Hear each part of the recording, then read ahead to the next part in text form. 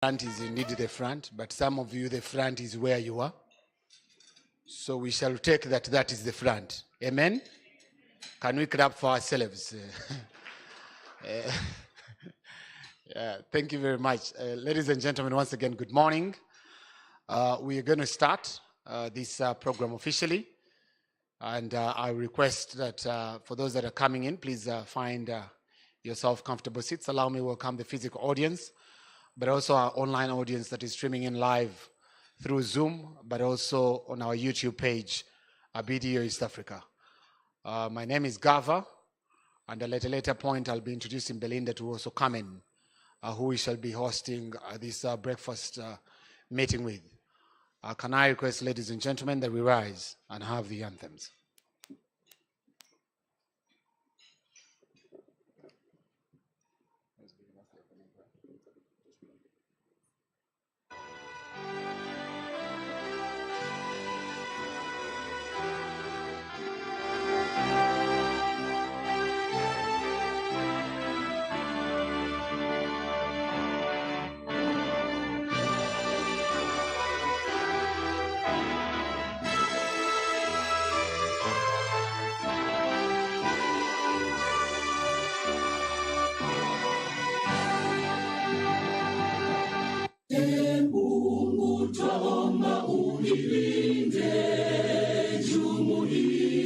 Afrika Mashariki, tuwezeshe kuishi kwa amani, tutimize na malengo yetu. Jumuiya yetu sote tuilinde, tuajibike, tuimarike, umoja wetu ni nguzo yetu,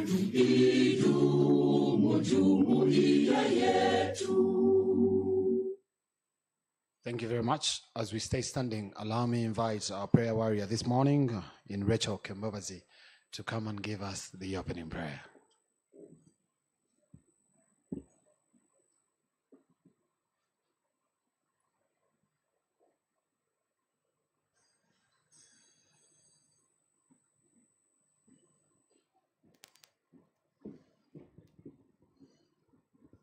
Thank you. Let's pray. Father God, we want to thank you for the gift of this day. We want to thank you for all that are present today.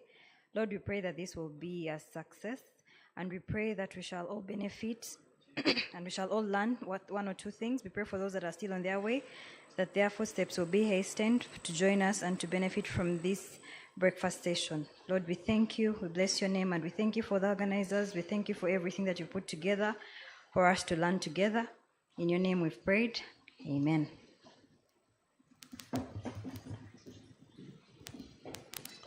Thank you very much, Rachel. Now that we've honored our land, we've honored the Almighty. Ladies and gentlemen, allow me lay the protocol so that subsequent speakers can utilize this. The Commissioner, Domestic Taxes, Uganda Revenue Authority, Ms. Sarah Chelangat. Development Economist, Dr. Fred Muhumuza, popularly known from Makerere University, as well as Chambogo. The partners, directors, and staff of BDO across East Africa, those here and virtually present, the partners and staff of Signum, the clients of BDO and Signum, members of the Fourth Estate, invited guests, ladies and gentlemen, allow me declare the above as a protocol, and allow me officially welcome you to the East African Tax Breakfast meeting. My name is Gava, and I'll be your host. With me is Belinda, who will also be coming in to make sure that you're able to feel her presence together with her role this morning. Allow me once again welcome the physical audience. Allow me also welcome our online audience.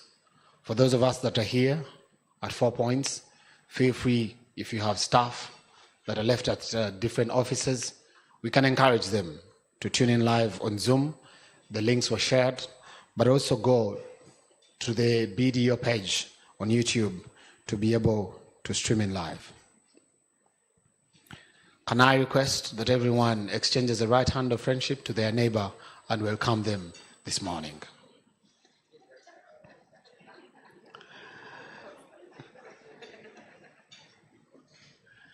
And as you continue to do that, please share a smile because it's very, very important. Our gathering here this morning, ladies and gentlemen, is critical because when it comes to tax issues, these are very critical discussions that must be held both at local and regional level. So our coming here this morning is that is very critical. I'm sure that we remember the recent saga that we've had in relation to IFRIS. Probably it was a conversation that we needed to create more awareness, a conversation that needed more inclusiveness in terms of gathering opinions and minds. And so can I request that we put our hands together for BDO and Signum for doing this morning. I'm sure that all of us know the BDO is occupying over 167 countries. And even in the countries that they are not occupying, they are serving these different institutions through their affiliate partners, through one mind that says that they have global capabilities and local knowledge to make sure that different institutions that they serve continue to tap in. Allow me to invite Belinda, who we are going to host this event with, to also introduce herself and also briefly introduce Signum. Thank you very much. Good morning. Thank you very much, Gava. My name is Belinda Cheptowek, and I work with Signum Advocates. It's good to see that the room is filled up today morning. We are honored that you came here to spend the morning with us. Signum Advocates is a business law firm and has been in existence for 10 years. So this year we mark a decade. We are very excited to be making 10 years. Yes, at Signum, we offer peace of mind and we nurture growth. And in doing so, we offer a 360 business focus for our clients. And what that means is that we look at your business, we look at around your business, and we look in your business to ensure that you have the peace of mind. So when you come to Signum, be rest assured that your needs will be catered for. Yes, so before we get into before we get into the speakers for the day, for housekeeping, I would just like to read the program. We shall be having Miss Dr. Muhumza, who will be taking us through the current economic outlook in Uganda. We shall then have the current tax environment in Uganda, which shall be presented by our Commissioner, Domestic Taxes, that is Ms. Sarah Chelangat. We shall also be having the presentation of the tax bills, overview of the proposed laws in Kenya. That will be done by Mr. Steve Okoth. We shall also be having an overview of the proposed tax laws in Rwanda. That will be done by Mr. Clement Kabano. We shall also be having the current tax environment in Tanzania, an overview. That will be done by Mr. Joseph Warizi. Right after that, we shall have the presentation of our own tax amendment bills, which shall be done by Mr. John Jett, as well as Mr. Ian Mutibwa. From there, we shall have a Q&A session. We noted that last year, most of the participants stated that they needed to have a lot of time for their questions to be answered. So that was taken into consideration. This year, we shall be having ample time for that Q&A session. So I would just like to tell you that you can keep noting your questions as the speakers present their papers. And lastly, we shall be having closing remarks and interaction amongst ourselves. So thank you for that, and over to you.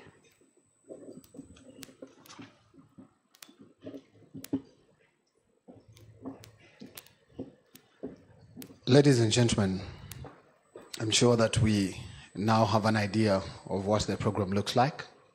And allow me mention that from the organizing team, that is BDO and Signum, we want to keep it purely breakfast. We want to keep it purely what? Breakfast. So everyone that will come to present, please be mindful of time so that you don't lunch the breakfast. Ladies and gentlemen, allow me quickly invite the audit partner at BDO, Mr. Moses Tibamwenda, to come and give his opening remarks. Can we put our hands together for Moses?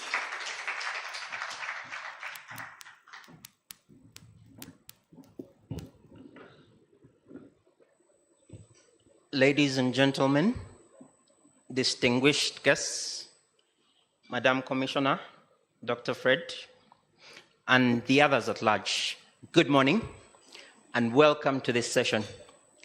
I must say we all look lovely and you have dressed the part. So a round of applause for yourselves. By way of introduction, I am Moses Tibamwenda. I am a partner in BDO East Africa, the audit and assurance space, but I also double as the head of audit and business development. One important God-given responsibility that I don't take for granted is that I am a proud husband and father of 2 twins at that. So that is something that I am grateful for.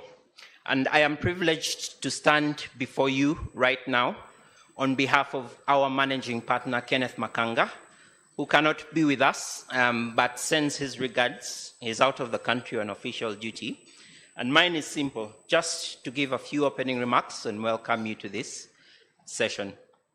At BDO, we continue to be a professional services firm offering professional services cutting across 4 distinct service lines: audit and assurance, tax, advisory, business services, and outsourcing. And those are the people who typically do accounting and bookkeeping. And our why is that we want to help people achieve their dreams, which is embedded in our mission, people helping people achieve their dreams. And with me is a gallant team from BDO. I want to just quickly allow them stand up for recognition because these are the gallant ladies and gentlemen responsible for keeping smiles on our client faces. Everyone, Team BDO, could you just stand up for recognition?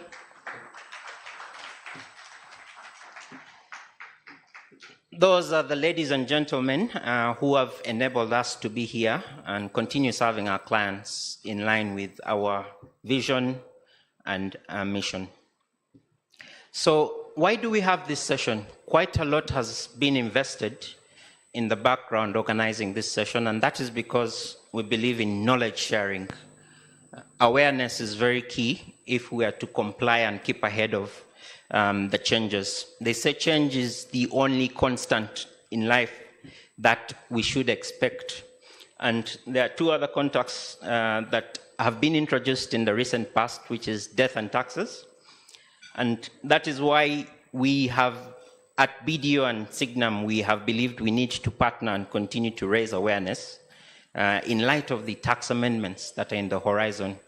For us to be able to discharge our civic duties, it is important for us to understand the dynamics of these changes that are in the horizon, the different nuances, the inner workings, for us to actively contribute to the discussion and to enable us make informed decisions, even for the policymakers. It's important that we invest in knowledge, sharing, information gathering, such that we can meaningfully contribute to discussions around the subject matter. And this morning, we shall be joined with a number of subject matter experts that will demystify some of these impending changes and help us better understand how we can contribute to this discussion. I want to thank you all for specifically also keeping time. We said we would be beginning at 8:30, and I see most of us were here enjoying our breakfast. So a round of applause for yourselves as well. And Ladies and gentlemen, allow me in a special way also thank our partners, Signam, who have agreed to continue partnering with us on this forum. They have done a commendable job because we believe we shouldn't compete. There's enough cake to go around, and it is such meaningful collaborations that will actually further the development agenda and help to steer Uganda in the right direction. Signam, we appreciate the collaboration and we don't take it for granted. And on that note, allow me invite the managing partner, Signam Associates, to also just give us a word or two before we dive into the discussion this morning. I thank you all.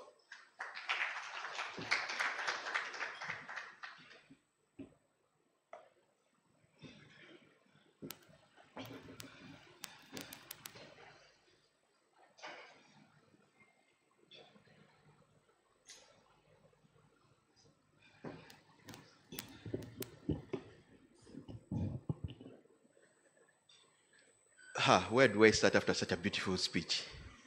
I think I should just say you're welcome and I go and sit down. But I will not say that. The Commissioner of Domestic Taxes, our guests, Dr. Muhumuza, invited guests, Signam Advocates, BDO, ladies and gentlemen, I would like to welcome you to this third tax breakfast that we've dubbed East African Tax Breakfast. We've done 3 of them in partnership with BDO, and we've had exciting moments, both within and without. But this year we wanted to make it different. And the difference was making sure that everyone understands we're not living only in Uganda anymore, only in Kampala anymore, that we're living in East Africa first. Why East Africa? Because the tax regimes of all the East African countries change almost at the same time. And as a business person, a business owner who is working in East Africa, you need to appreciate those particular changes. So this year is different because we've gone East African, and we're going to give you snippets of what's happening in the East African market. We don't take it for granted that you're here with us this morning. We don't take it for granted that we've managed to set up this thing 3 years in a row. And more importantly, we don't take it for granted that each year we have different guests to come and address you, and they honor our invitation. We don't take that for granted, and thank you very much for our speakers who are coming in today. I would like in a special way to thank the partners at BDO. I'll give us a very unique story, interesting story. The partners at BDO, we used to work together at KPMG, and we created a bond with them that even after we left KPMG and they went to different fields, I went to Signam Advocates, they went to BDO, we're still keeping in touch and organizing things together. Why that is important is that we've realized that the world's not about competition, but it's about collaborations.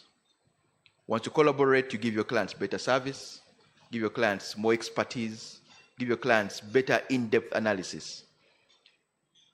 So thank you, BDO, for allowing to partner with Signam Advocates. And I thank those clients who diligently support both firms, either as joint clients or as separate individual clients. We thank you very much for that. Lastly, ladies and gentlemen, tax is ever changing. The question that I always ask myself is that, do we have to change? One of the things that was discussed in the Committee of Finance was tax stability. Investors are scared of Uganda's jurisdiction specifically because of tax stability. You cannot have a regime that changes its taxes every single year. That means that every single year, you have to adjust your business to accommodate the taxes. However, as I was pondering on that particular issue, I realized that in a developing economy like Uganda, that's almost inevitable. We have the untaxed. We have people who are contributing more than others. We need to always create a situation where there is fair and equal taxation for everyone. So there's going to be a little bit of changes, maybe annually for first, maybe biannually later, and they'll have stability thereafter. But tax stability is one of the things that have been most discussed on the floor of Parliament and also in the committees to make sure that Uganda can be stable. At least you know I'm not going to increase tax on my fuel for the next 5 years. But now every year you think, how much, and how much? The other thing is what they call tax accountability. Tax accountability means that when you pay your fair share of tax, there should be an accountability from the government on what your taxes are doing. But always remember that taxes are non-quid pro quo. That's a Latin maxim. You don't ask what they are doing with your money. But if you don't ask what they're doing with your money, then you never have the zeal to pay that money on time. Today we're telling you about the changes, but what we do at BDO and Signum is help you optimize your taxes to make sure you pay just the right amount of tax, not a penny more, not a penny less. When you engage the experts at BDO or at Signum Advocates, we make sure that is done at the greatest level of professionalism, but also making sure that you get value for. Thank you.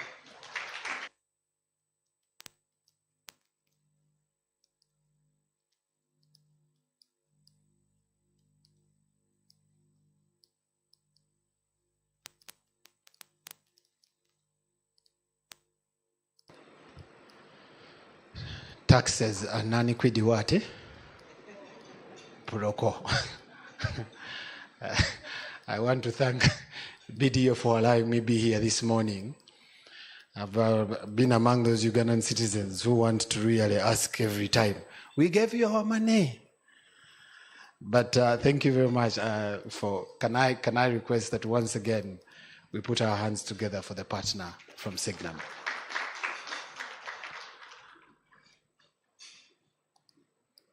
And I think you're very right when you say that we don't have to ask, but I think we are allowed to see. Yeah, we are seeing what our taxes are doing.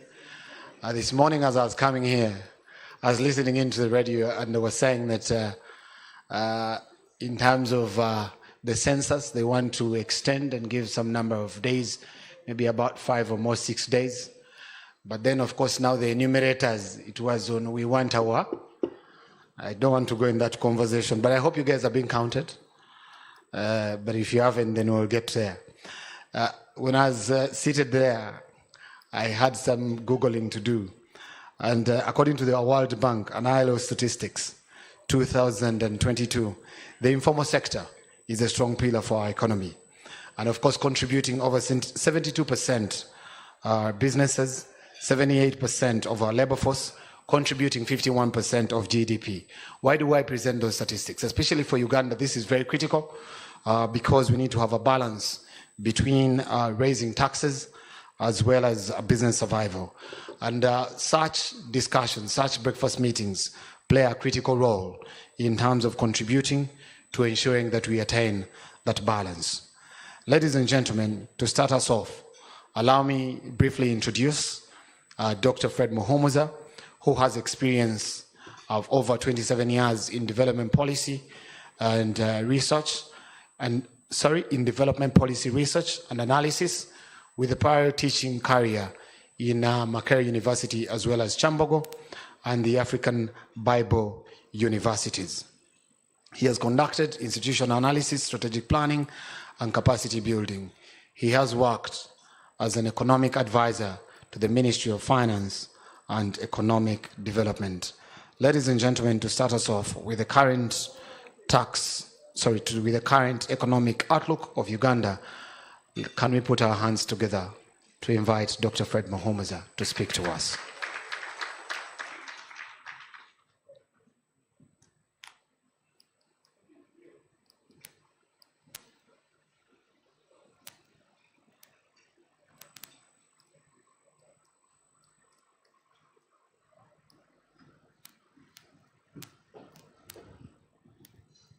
Good morning.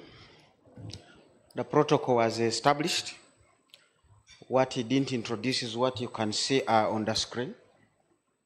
Are you seeing the screen? I'm seeing a screen here which you're not seeing. So can my screen go there as well? Or is it there? Okay. So that's the other bit of me. I sit at the business school in the economic side to make sure the economy works. The challenge for economists is everybody is going to be talking about the present and the past. For us, they ask us to talk about the outlook. How can you predict the future? 2019, none of us knew that 2 years will be lost and some businesses will completely be lost and never recover. So what I'm about to share with you, I have to tap the messages from others to see how we get to where we are supposed to be getting. The thing I'm told, if I point there, where you are, it will show you what I want you to see. But now I may have to ask somebody to move to the next slide until this thing works. Okay. Can we move to the next slide? The census is on. This was 2022. Of course, we didn't have a census there, but we keep trying to estimate. This country adds 1 million people every year that we must accommodate both in social services, education and health. We must build roads for them. They need to eat. They need to security. They need everything. So the census may change that, but already that base is with us. What is interesting or what is of concern are the first two bars down. If you look at the very first one, you're talking about close to 8 million Ugandans below the age of 4. When you add the second bar, they become about 15 million who are below the age of 9. Now those fellows are only eating, playing, running around and breaking cups, and they are really not adding to the outlook, but that's the outlook, right? Because the future is theirs. So that burden really stalls progress for many Ugandans, because those we must invest in them. China, that pyramid looks the other way around, because remember they have one child, so every 2 parents, 1 person. And even those 2 parents have 2 parents above them. So you have about 5 people looking after 1 human being. You only have cousins and nephews, no brothers, no sisters. So when you see where China is, it's not because of the infrastructure. It's partly because of this. They are heavily a saving country.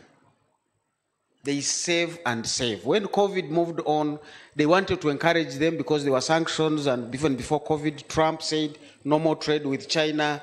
So China had to dig into its internal demand to keep the economy moving. They encourage anybody who is buying a durable item who will pay 60% for you. So you need a car, you need a fridge, you pay 40%, who will pay for you 60%. At least they wanted that 40% to come out. And the Chinese refused. They could cling onto their lifestyles. Told them you can now have a second child. They refused. Now, where do they put all those savings? They buy American bonds. And then America said, no Chinese should be trading. Yeah, but you need Chinese money. What else do? They come to Uganda and tell you, by the way, you need a standard gauge rail. We can lend you the money. Because they have huge savings. They want to grow their economy by tapping what is happening out there. So what am I trying to say? Development is about policies. It's not about whether you have Karuma running, a train there. It's about your policies. Population policy is one of them. So we check through people's different policies. I think now I get it. The other way around is the other way around. So when we look through who has been rating us, and I will get to Moody's last. But before Moody's, we had Fitch rating. And this is really for sub-Saharan Africa. And they are not looking so much into the hardware. They are looking into the software. Because the software that makes your smartphone smart. So the rating for us, they affirmed Uganda's long-term foreign currency issue default rating, IDR, as a B+, with a negative outlook. The macro outlook for Southern Africa was a stable medium. You want to leave that. Many countries had no access to international capital markets without credit. Now, the IMF and others are happy that some countries in Africa have issued euro bonds again. They now have access to international markets, as if that is all it should be. You only should borrow when you know, one, what you're going to use the money for. Two, if you know how to use borrowed money well. But I hear people say, it's okay to borrow. No, if you don't know how to use money well, more so borrowed money. And if you don't have what to do with borrowed money, please don't borrow. So the outlook for Uganda, we are looking it in those kind of perspectives and statements. So you expect gradual fiscal consolidation and a few other things that people will be talking about. What are the strengths for Uganda that we are still on the Fitch? Favorable medium-term growth prospects. These are prospects. The danger with the economists, they begin by saying it's an assumption, and then end by taking that assumption as a reality. So when you say we are assuming the economy of Uganda is going to grow by 6%, that's an assumption. Then at the end of the day, you say on the basis of that, URA must bring 31 trillion. There you don't put an assumption. Then when the economy grows by 4, you don't factor that into what you committed URA to do. You go back and say it's a shortfall. But even in your growth prospect, there was a shortfall. And things are changing. I like the parliamentary committee report, and I was bringing it to the attention. Half year, we had a shortfall of 500 billion shillings from revenue, import duties, VAT and excise duties. Now, what is URA supposed to do? When Muhumuza decides, I'm not going to import that car, they can't collect it. But remember, you had anticipated Muhumuza will import a car in your growth. And then if I import food, I decide and import all my items from Tanzania. It's an EAC member. What is the tax rate? 0. And we have seen that trend emerging, that we're no longer importing from India and China, we are importing from Tanzania. Now I want to go to Tanzania to say, who is this? It's actually the same Chinese and Indians, smart fellows. Because they know if they produce these things from China, you will tax them. If they produce them from Tanzania, you don't tax them. Policy issues. So our assessment for the outlook is based on policy and not what Mr. Museveni and his team say, but what do they have in policy, both written and unwritten. So a favorable medium-term growth factors in oil. There's not going to be oil for the next 5 years. Can we remove it from our growth numbers? Oh, then the growth numbers won't be politically correct. You leave it in. Then I go down and say, where is the pipeline? No, the pipe segments have been manufactured in China. They are soon coming. Okay, when they come here, how do I get them to Bulisa and then to Kitole and then to Karuguza, where the pipeline is passing? There are no roads there. Until those roads are done, we do have the money to do the roads, policy and priorities. So those expectations of GDP growth, we factor them into the realities of life. So the negative outlook, this is Fitch, remember, external financing, liquidity pressures related to reduced availability of concessional external financing and grants. And we added there Anti-Homosexuality Act to spice up our downward spiral. Already donors were asking and constrained, credit was rising up because of inflation, international pressures. Again, we shot ourselves in the foot. Now, all those are downward risks to fiscal adjustment because of public finance management shortfalls. The parliamentary exception can be extended to anybody. Those things speak volumes in terms of what money can do, especially now that money is more inclined to the public sector than the private sector. And I'll show you those things later on. There are donor concerns on democracy, human rights, and all sorts of things. You will blame them. Why do they have to dictate what I should be doing? You go in your home and beat up your child, you will see police on your door. Why? That is your child. No, that's a citizen. The moment a child is born, it's a citizen. The moment you love each other and marry each other in church, divorce is a court matter. You can't say, what is court doing in our space? There are things that we may be sovereign, but they are global templates. If Mr. Museveni is going to turn up at the UN, he needs to be behaving by global standards. Otherwise, they will kick you out. So there are certain things, but we are sovereign. What are these British doing? Banning our speaker. Okay. You go and talk. But they have banned the person. So they are marking us on some of these things, and these are feeding into our global outlook, policy issues. Moody came out the other day and everybody went into a very good bad mood. Some of these guys, I think their names speak to them. Moody made us moody. From B2 to B3, stable outlook. But it's a stable outlook, but at a lower level. So you don't want to say Fitch with a negative is bad than this one which is stable. This is stable at a lower level. And they are not referring to anything similar things. Diminished debt affordability. Now, it is okay to borrow, but we are beginning to reach a level where we can't even afford debt. Because everybody is looking at us, and I'll show you the numbers, that you are borrowing to pay those who lent you.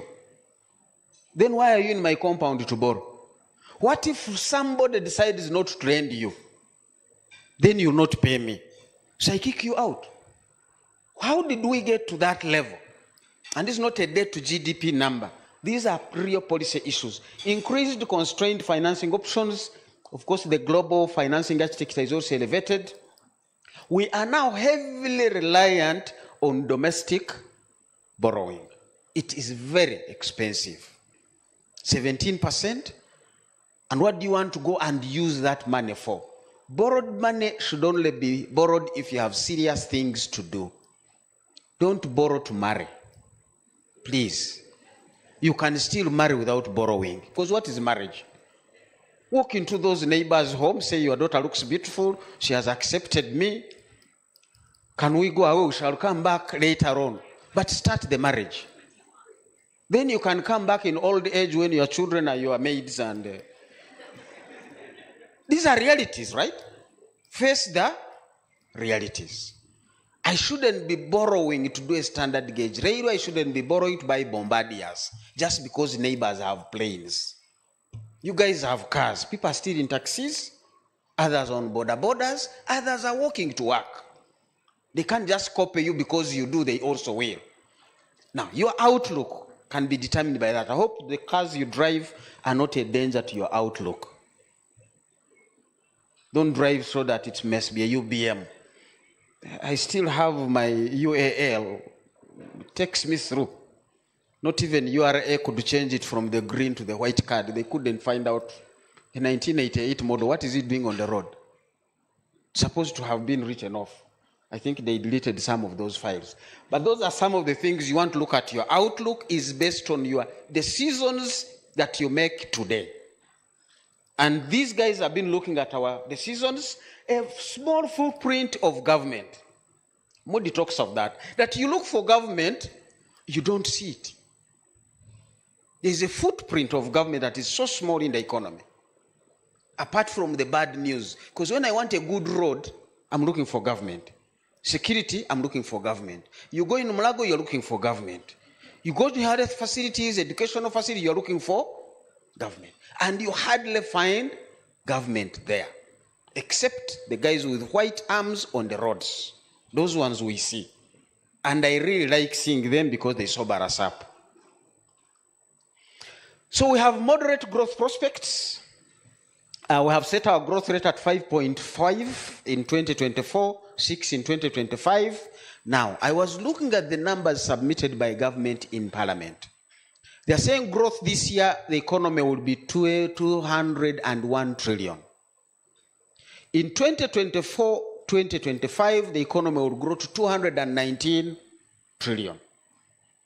But when you move from 201 to 219 and you use your P6 mathematics, the new figure minus the old figure divided by the old figure, the growth rate is 8.8. Yet here they are projecting 6. So why are you saying the economy will grow to 219 and yet your 6 takes it to a lower figure? Somebody is trying to tell us the debt to GDP is still okay. So you need a bigger base even when your own mathematics doesn't add up there. You can't lie in nature. And remember, 6 is an assumption. And as we're going to see, some assumptions in there are not working. This slide gave me simple correlation. We have done this before all our lives. The black line is the budget trend. And I'm really looking at the budget that is available. Refinancing is not part of the budget. That's not new money. Interest payment is not our money. So I removed all those and said, okay, where is our money? Even what we call our money, part of it is donor funded. They can decide when it comes and doesn't. But I said, fine, that one, leave it in. Now I'm seeing a negative correlation between the budget and growth rates. That's a challenge. It means the bigger the budget, the lower the growth rate. It can't happen that the more you eat, the thinner you get, unless there are worms and other parasites in the stomach. I would expect the two to move together. So something is not working in this system. We need to go to theater and open up this patient study and see what is in there. Doctors get concerned when you grow tall and your weight is not following that height. Or when years pass, you are now 4 years and your height is still of a 2-year-old. You have to get concerned. There are things that must move together. I am not seeing that in the numbers. Now that's an area we want to engage Mr. Government on. But of course it means there are leakages in the system. Part of the budget is not speaking to growth, because growth, that is the line. All the way from 2016 to 23, 24, and by quarters, because there are high frequency items that we wanted to observe here. The two things you really want to note here is the dotted black line. Because the bars blue up and down, that's your growth rate. But you want to say, what is the trend over these last 8 years? One, it is flat, that dotted black line. Two, it is just below 2%. So I need two things. One, how do I raise it towards 5 or 4 quarterly? And then how do I make sure the trend is looking upwards? If a plane flies flat, you're about to hit the trees and buildings. A plane must take off before it leaves that gazetted place as an airport. So those are two concerns for Mr. Government if the outlook is to change from what Fitch and Moody's are predicting. Make that black line go higher and then it must slope upwards. Those are policy issues and we need conversations there. Inflation, people will say inflation has come down, but if you look at the red line, it is mainly food, thanks to our small-scale farmers. They are informal, and I hear people saying informality is killing the economy. Never. Muhumza here, I never had a school for A level. That was formal setting. I could not afford formal education in a formal setting. So I just coached. Say there's a guy who coaches under a tree there, you go and sit and learn mathematics. There's another one who teaches geography. From his garage, you go there and learn. UNEB is going to be the same thing. So I found where I could sit UNEB, ended up in Makerere. So informality is not the problem. Do you have a home address? You're all using Google Pins. So you are informed because your home address is not known. But aren't you here? Don't we know you? We know you by your mobile money, we tax you, we do all sorts of things. So sometimes we say informality is the problem, but these are the fellows bringing inflation down. That red line is not a BOU policy measure. And we have issues with the BOU. Now that there is 9 trillion they lent to government and deficit financing, we know, is inflationary. From senior 5 economics, deficit financing is inflationary. So if BOU put 9 trillion to government, that is inflationary. They now lose the right to say they are fighting inflation by raising CBR, policy issues. And we're going to be tackling those. Prices, I don't want to get into that. Now, this is an interesting one, and you want to look at the red lines. GDP grows by consumption because nobody produces anything if there is no market. This guy put up this huge building, was expecting you guys one day to come here and eat and drink and sit. He's looking at that expenditure. So expenditure drives investors. Any economy whose future expenditure is diminished or not there would not attract investment and would therefore not have growth. So we crunch the numbers to say here, what is GDP by expenditure? And the top line is giving you the final consumption expenditure. These are people buying to eat and consume. General government, as you can see, these are percentages, has increased from 2015 from around 7.3 to 9.5. So government expenditure is increasing. Household expenditure has remained more or less constant, but it is 67% of GDP. So if I want to grow this economy, I need to boost household expenditure, not government expenditure. So any policy that is boosting household incomes and by relatedly correlation expenditure is good policy for us to have to improve our outlook. And so I'm going to make a case and keep arguing, and I'm talking with my friends at URA and wherever and whoever can listen, can we raise the pay as you earn threshold? 230,000, those guys don't pay tax, right? Let's put that at 500,000. Leave them with some more money. They go and spend, right? You will have lost about 10% because remember that bracket pays 10% more or less. But they are going now to consume at 30%. So the taxes come back. But for me, as the taxes are coming back, they are boosting that demand. More of small joints, whether they are pork joints, they are water joints, or Marua clubs, will be earning some money, sending their children to school. School fees will be resolved. The economy will become active at that lower level. But if you give 500 million to Mpuga, do you think he has spent it even up to today? He's possibly still searching which account it went to. Because they said we paid. I know some of you get paid and you are, did you pay? And the guy paid. But banks are no longer sending us messages because they don't want us to go and pick the money. They used it to, you do not have been paid. So 500 million distributed among 10,000 Ugandans would have been spent that day and boost the economy. So that's really the policy here. Gross fixed capital formation, you can see, has also come down. That's investment by private sector, but they cannot invest if there is no consumption. Because theirs is driven by who will buy my items. And then, of course, exports, less imports. Look at that red line down there, which has negatives. That is a leakage in the system. It's the difference between what we export and what we import. Of all the items, it is the only one that grew. If you come here, it is the only one that grew 3 times. Because these are now the actual numbers, if you want to look at them. So that shortfall in 2015-16 was negative 6 trillion. It grew to 18 trillion. We are importing and over-importing. We are no longer competitive in terms of production.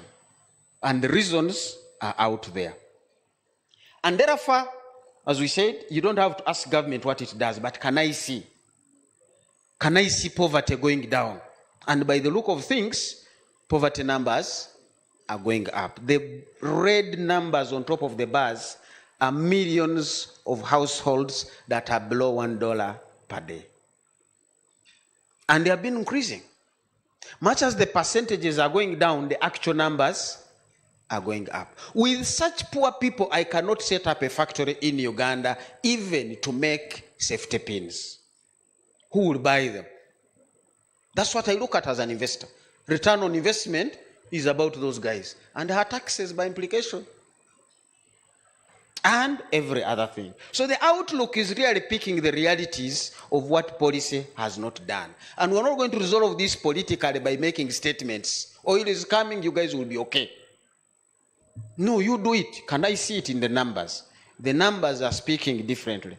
And somebody was saying, Moody's always against African countries. I said, their template, they just plug in the numbers and the result comes out.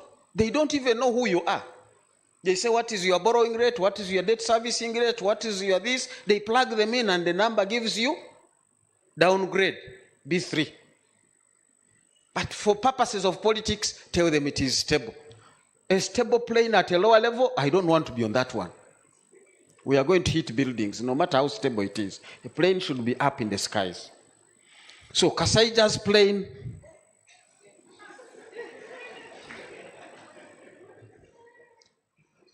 the president died in a plane, so I better go slow on planes. And then another one changed his mind and said, I'm not flying anyhow to America. Pay $1.5 million, I need a special chartered aircraft.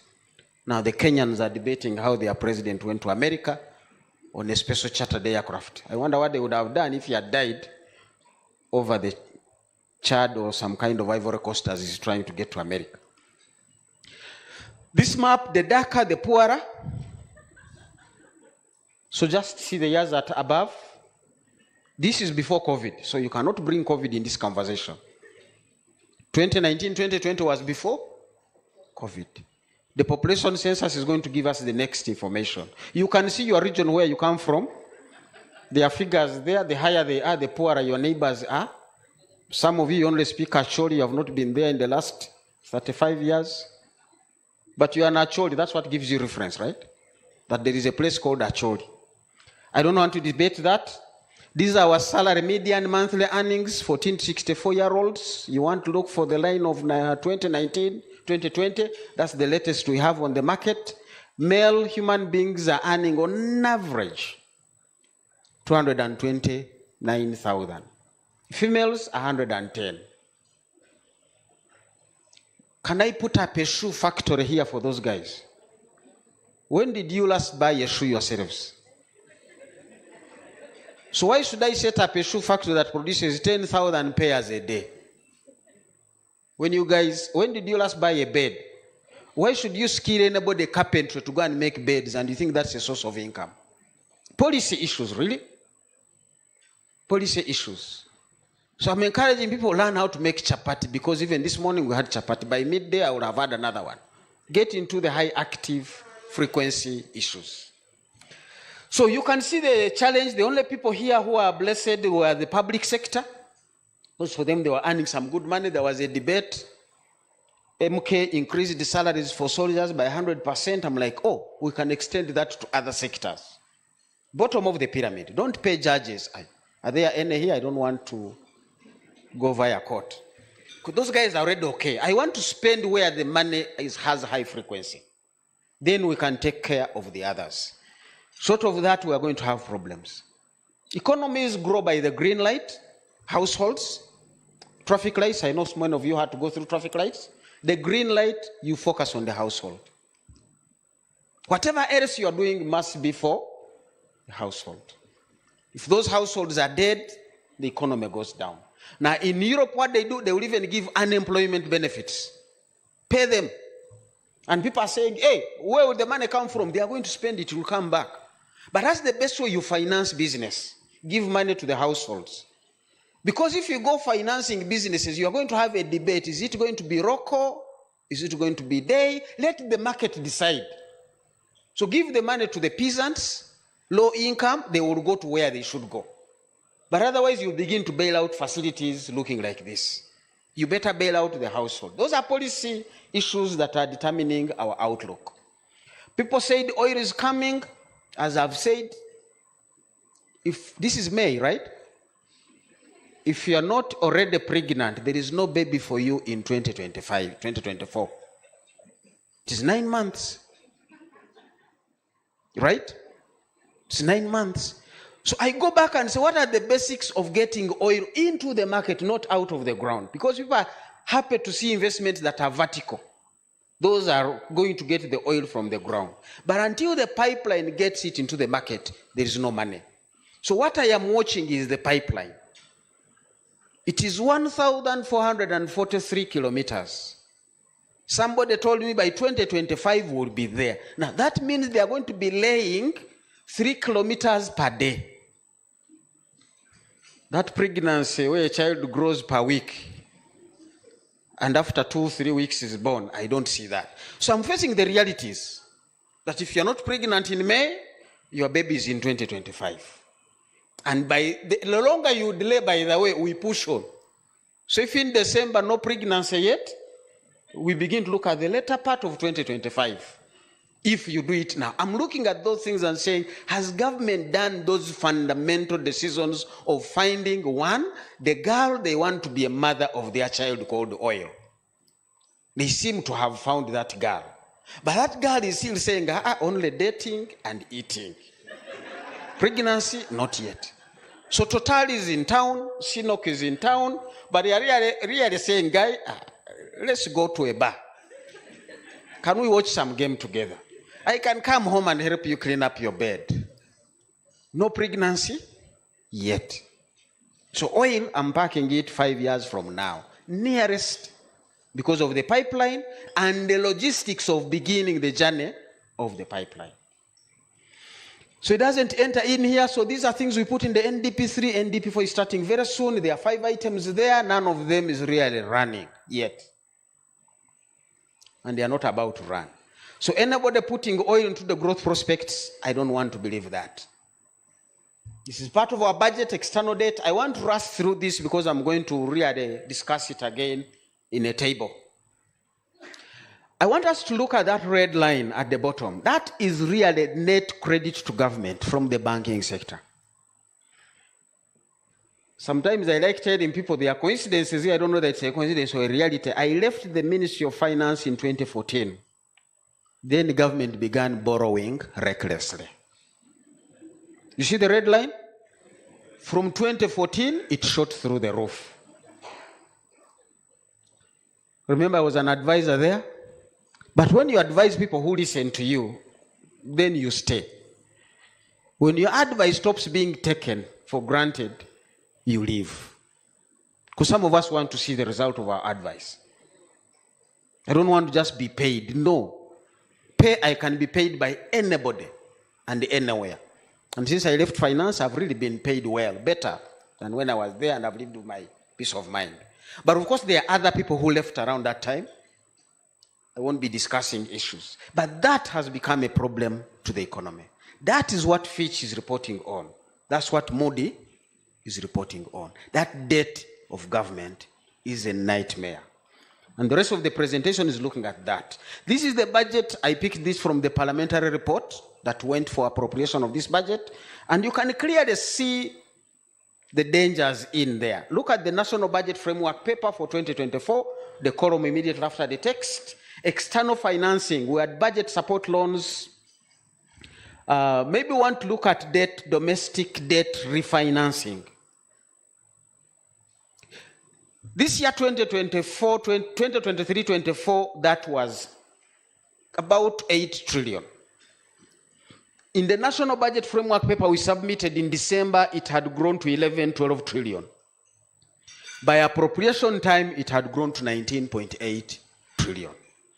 So 19.8 is sitting in that government budget and is not going to be speaking to us. Is tax quid pro quo? Should I just pay? So you have a 72 trillion budget, but 35 trillion of that is not going to be serving us because it is debt management. You're either paying interest, amortization, or refinancing. So it doesn't speak to the current conditions. What is our outlook like? These are the drivers of the outlook. Here we have no assumptions. These are realities. A simple thing, how do economies grow? Income is what you have as an economy. And there is one arrow that points to economic growth. It is on your left, right? The goods market. People investing in hotels like this, in food, in drugs, in schools, in all sorts of services, including the informal that we don't know. That is what grows your economy. But when the money is received from the economy, it can go back that side to do more investments. It can go to the asset markets, which is on this other side. And there you can keep your money as cash. You can put it in the bond market. What determines where you put your money, whether the other side or this side, is interest rates at the bottom. Now, Ugandans have put their money in bonds. Heavily. Every time my money is in the bank, I go there, the tellers tell me, why don't you allow us to do bond? I'm like, guys, I know it makes money but doesn't grow the economy. Let me be the sacrificial lamb. Let me do what I think should be done, even when it costs me money. But people put their money in bonds. Bonds only generate interest for that particular individual. They don't create jobs unless government is efficient in what it does with that money. And that is not happening. Bonds pay taxes, by the way, at 10% if they are 10 years and above.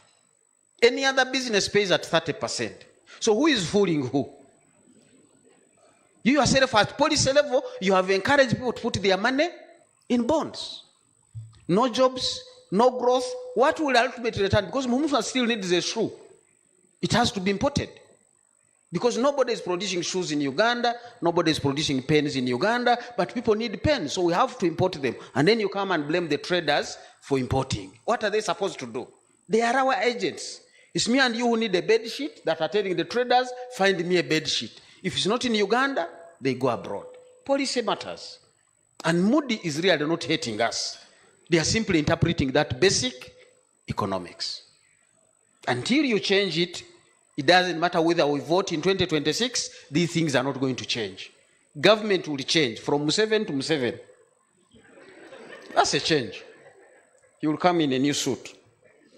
And the new car possibly, parliament will change, but this is not going to change. And this is the economy. This is the outlook. So on the basis of that, look at a 20-year bond, the last line down there. By 31st of January, it was promising 17%.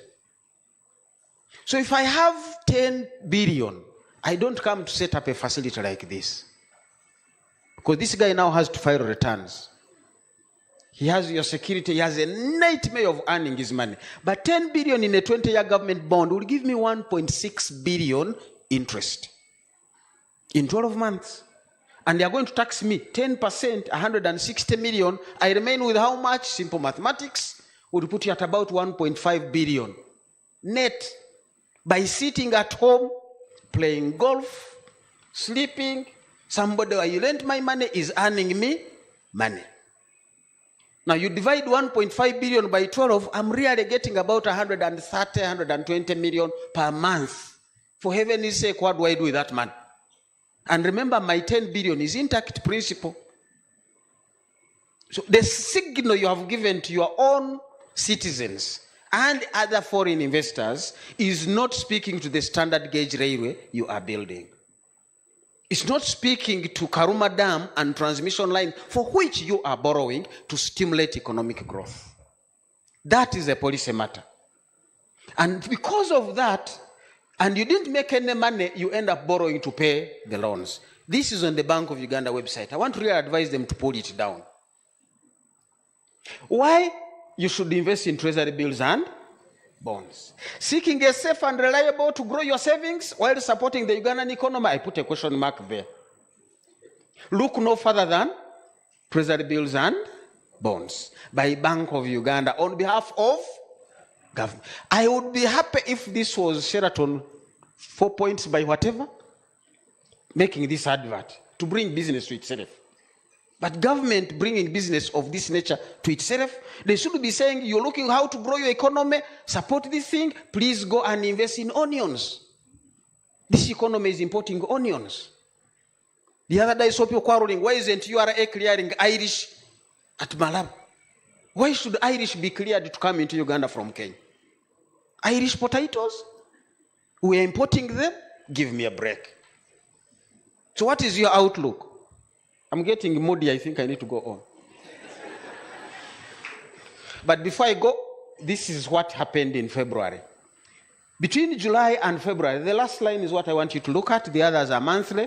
The others are the previous years. You can also see them. That in FY 2022-23, we borrowed 11 trillion. 7 went into refinancing. So only 7 was left to offer other government budget support. In 23-24, Q1, Q2, but now you want to come to the last line up to Feb, we had already borrowed the 11 trillion, which we borrowed the whole of the other year. Now by Feb, we had already borrowed the 11 trillion. 6.6 had gone to refinancing. Who is going to grow this economy? Now you begin to see that the government budget is not speaking to growth. Because as the budget grows higher, refinancing is a nightmare. 30, 40%, 45% of our budget is literally going to be doing debt management and not growing the economy. This is the other story. You know where the money is stuck? Real estate. Supreme Wheat Flour is to your right. That is Busega, right? That guy located himself in Busega 10 maybe years ago or more, looking for Ugandan maize to process. So he said maize comes from Mubende, Maize comes from Kamwenge. Even if it comes from Umbale, the northern bypass will bring it here. But after I've produced, this is the best way to distribute to the rest of the world. So he was looking at maize. Today he can't find maize. It is either aflatoxin or it is not even there. So he's importing wheat from Ukraine and Russia. Those imports you are seeing. But because you guys who are supposed to be producing maize, you are putting your money in government bonds. How do I fix that? Chiboko or what? I want to get some tanks and head for parliament to change policies. Military tanks, not the other one collecting water. Interest rates are still high, but look, we have ever had interest rates at 40% in the 90s. Structural adjustment program brought those rates down. At that point, we constrained government borrowing because it was inflationary. We sold off things like UCB. We said let other banks which can mobilize money and use it more efficiently run the financial sector. I still hear people saying we need a government bank. To do what? Has anybody failed to find where to put their money or to borrow from? What is wrong with Stanbic? I don't know where they get their money from, but they are bringing it to Uganda for people to invest. So some of these things should not be emotional or moody. I want to really come to an end. These are our reserves. Of course, Moody also mentioned the reserves. The blue line is showing you the numbers where they are. The red lines at the top tell us you might have 20,000 in your pocket, but what does it mean? Real purchasing power of that 20K. So the red lines are telling us how much can we import basically using our reserves in months of imports. You have your reserves, $3.5 billion. How much can they support imports? And those numbers have been coming down, which is a concern to us. So when we say we have no reserves, it becomes a problem. And now the 3.3, they have removed imports of oil, because that would have sent us to 2.5. But that doesn't change the story. Competitiveness, as we've said, has gone out. The red line is the real effective exchange rate, really. If it is flat, you are losing competitiveness. If it's rising, you are gaining competitiveness, the way Uganda computes it. So you can see way back 2001, 2008 was going up, meaning we are gaining competitiveness. Now that has gone down the roof. What can you see here as I close? I bought this notebook yesterday, and it's on my table there. And I found it had actually been manufactured by Magic International PVT Defense Colony, New Delhi. A notebook is imported.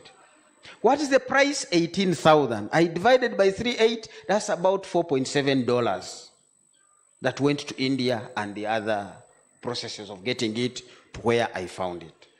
So who is to blame if Uganda can't make a notebook? Don't blame the trader and Muhumuza who bought it. But of course, we have explained why Ugandans can't make the notebooks. They have gone into bonds and a few other things. This is giving you our exports, if we really want to focus on exports, but I want to end with a slide on imports. These are our sources of imports, 41%, and I really added up those last 5 years. 41% came from Asia, and mainly they are talking about India and China. European Union, not that much, 8.9 or less than 9% of our imports come from the European Union. Germany really is the biggest player there. Middle East accounting for about 15% of our imports. COMESA is accounting for 16% of our imports, but the bulk of that is from Kenya. Tanzania is not COMESA, but I want you to look at Tanzania. The imports from Tanzania over those 4 years was literally $2.5 billion. Non-taxable, because this is ESC. So the outlook, to conclude, is really how do we make sure the whole government works. They called it a Paris development model because remember, we are focusing on the household. So until government does this program work for the household, the outlook will remain stable but at a lower level. If high level, negative. Can we have something positive coming from other speakers? Thank you.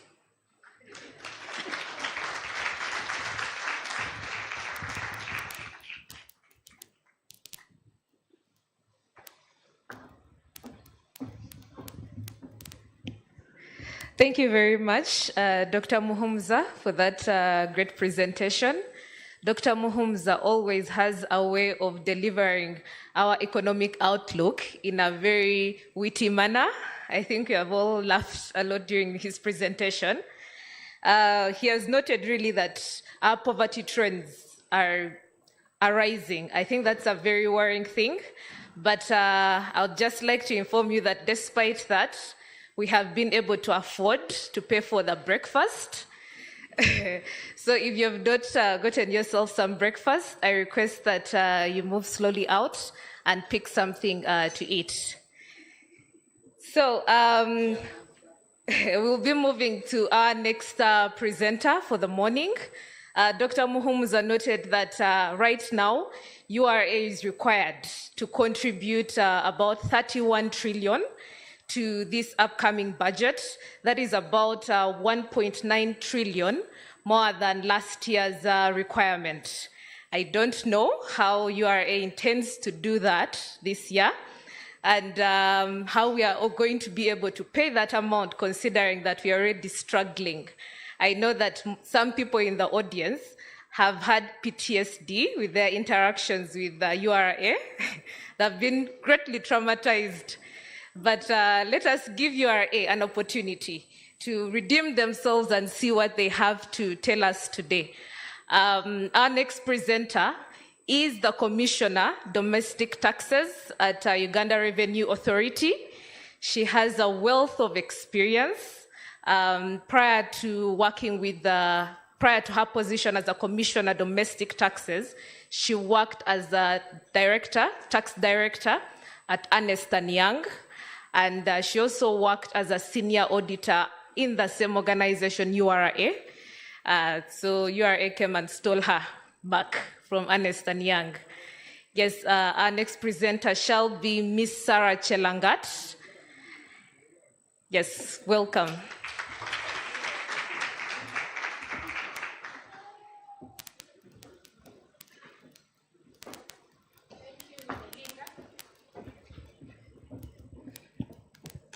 Thank you, Belinda. I think Belinda is taller than me, so I need to adjust the mic. We are both daughters from Kapchorwa, the people who run. I don't know if we can run, but Belinda grew up in Kampala. At least me, I was in the mountains. Good morning to all of you. Thank you, BDO and Signum Advocates. I like your strategic way of starting this. You don't wait until the budget is read on 15th. You get to tickle us early enough and you become the pace setters. You know, when you are running, you need a pace setter who can really pull you. So thank you for leading from the front. As URA, we are happy to always support, to always come and be with you because you support us in doing tax education. Having this information go out to our clients in good time is really good. I am here to represent the Commissioner General. He really wanted to be here, but because of the many conflicting meetings, he told me to come and attend. And that is why we are saying it's a very important event. We didn't even delegate further than me. We had to come. So we take you seriously, and all of you clients who have made time to come here, thank you so much. I know you are all taxpayers in your own right. If you don't have a tin, please let me know. I got worried when Dr. Muhumza was presenting, and especially that slide of the poverty trends and that picture of Uganda and the different districts and how poverty is distributed, and the fact that we are supposed to collect a lot more trillions next financial year, and the fact that we are also looking to having every Ugandan contribute to this tax basket, a fair share of this tax. It gives us worrying trends. But Today, I just want to talk through the tax administration initiatives to just give you an update on where we are. Apparently, I will be sending the slides later. There was something which happened, so I was not able to share the slides in good time, but I will just talk through the key tax administrative initiatives that we are doing. One on the top of the agenda is the digitalization initiatives, the ability to automate the tax administration fully. Automation will enhance compliance. Automation will make it easy for the taxpayer to be facilitated in paying taxes. So in automation, we are looking at from the entire compliance map at registration, how easy is it for a taxpayer to get a TIN, tax identification number.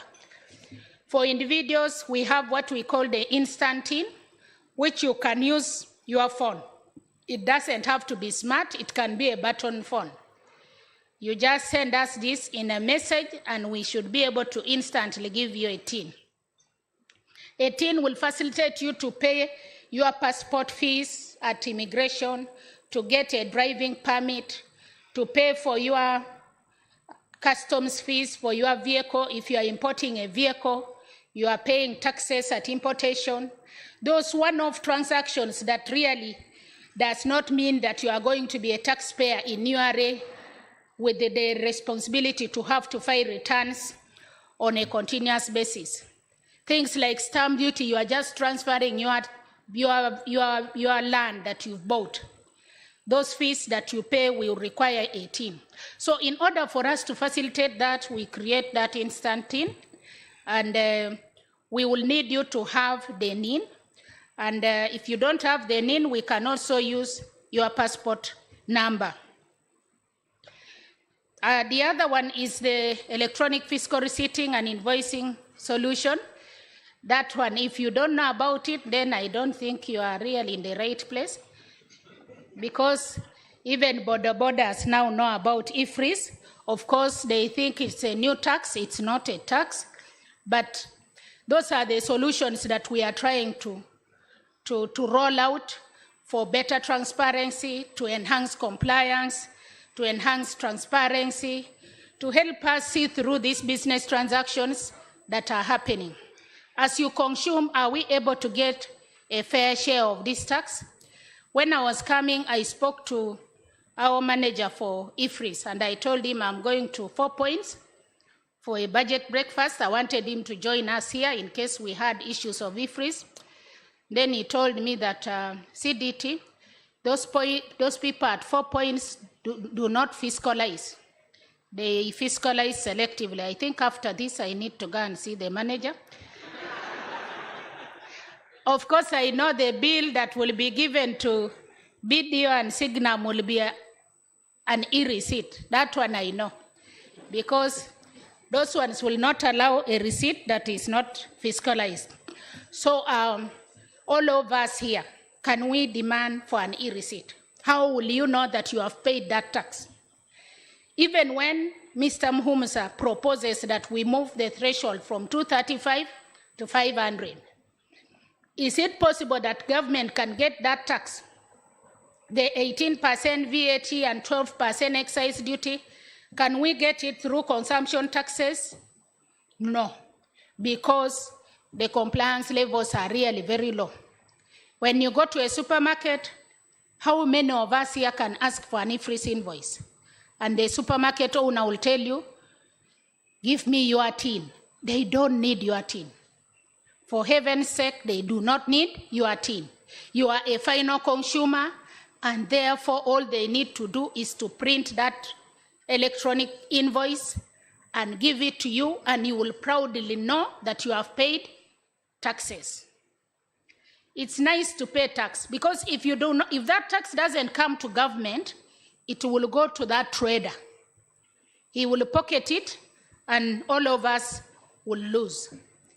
At least if it goes to government, you will get it through other services that come through government.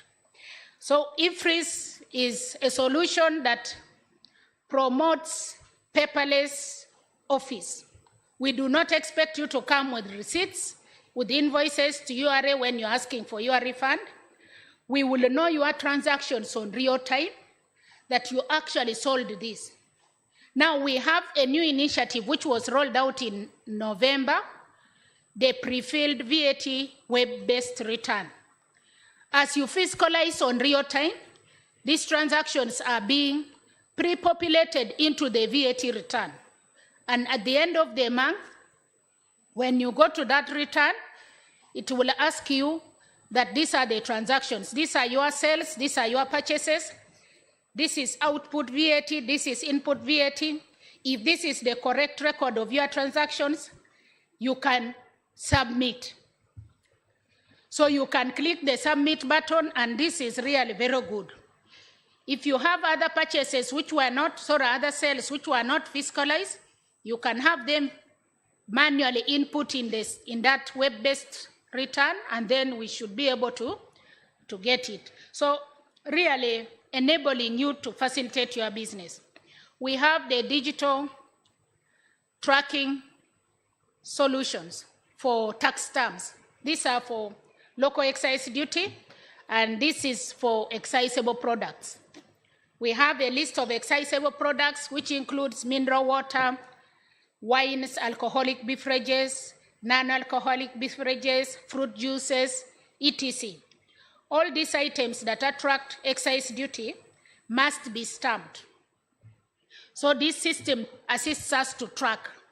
And again, on real time, we are able to see your volume of sales of these excisable products, and we are able to know how much of the local excise we expect to get, how much of the VAT we expect to get. Another system is the rental tax compliance system.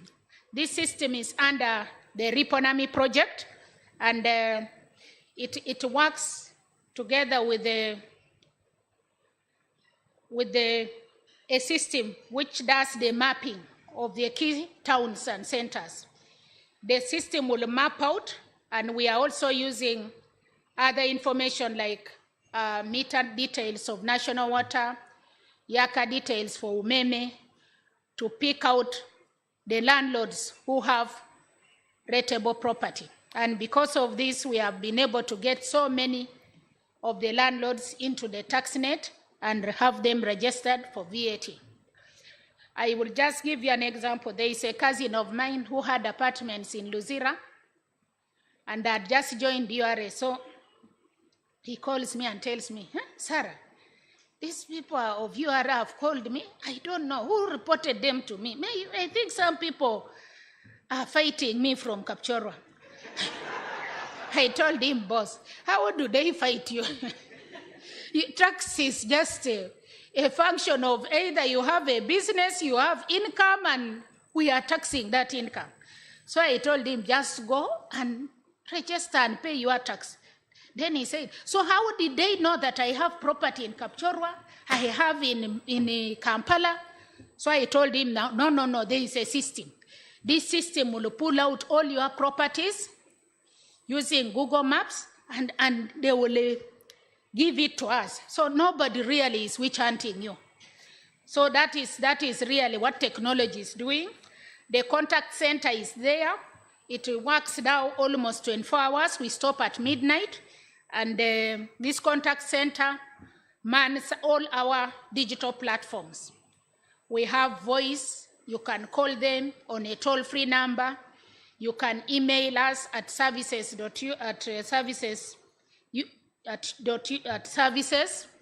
and then you can also get us on WhatsApp. You can get us on Facebook. You can get us on Twitter. So the contact center is there. It's state of the art. We have about 60 staff manning the contact center, and most of the queries that come through, over 90% are domestic tax. So you can be supported, and these people are the first line of contact. In case the question is very complicated, they will ask you for more time and they will get back to you. So we have the web-based forms. We now have VAT.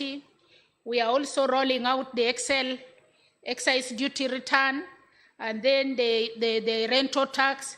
We want to move away from the Excel-based returns into the web-based, where you can just go and pre-populate, save it, pre-populate. You don't have to go and download an Excel, enable microns. Those are all complications that the old system was creating.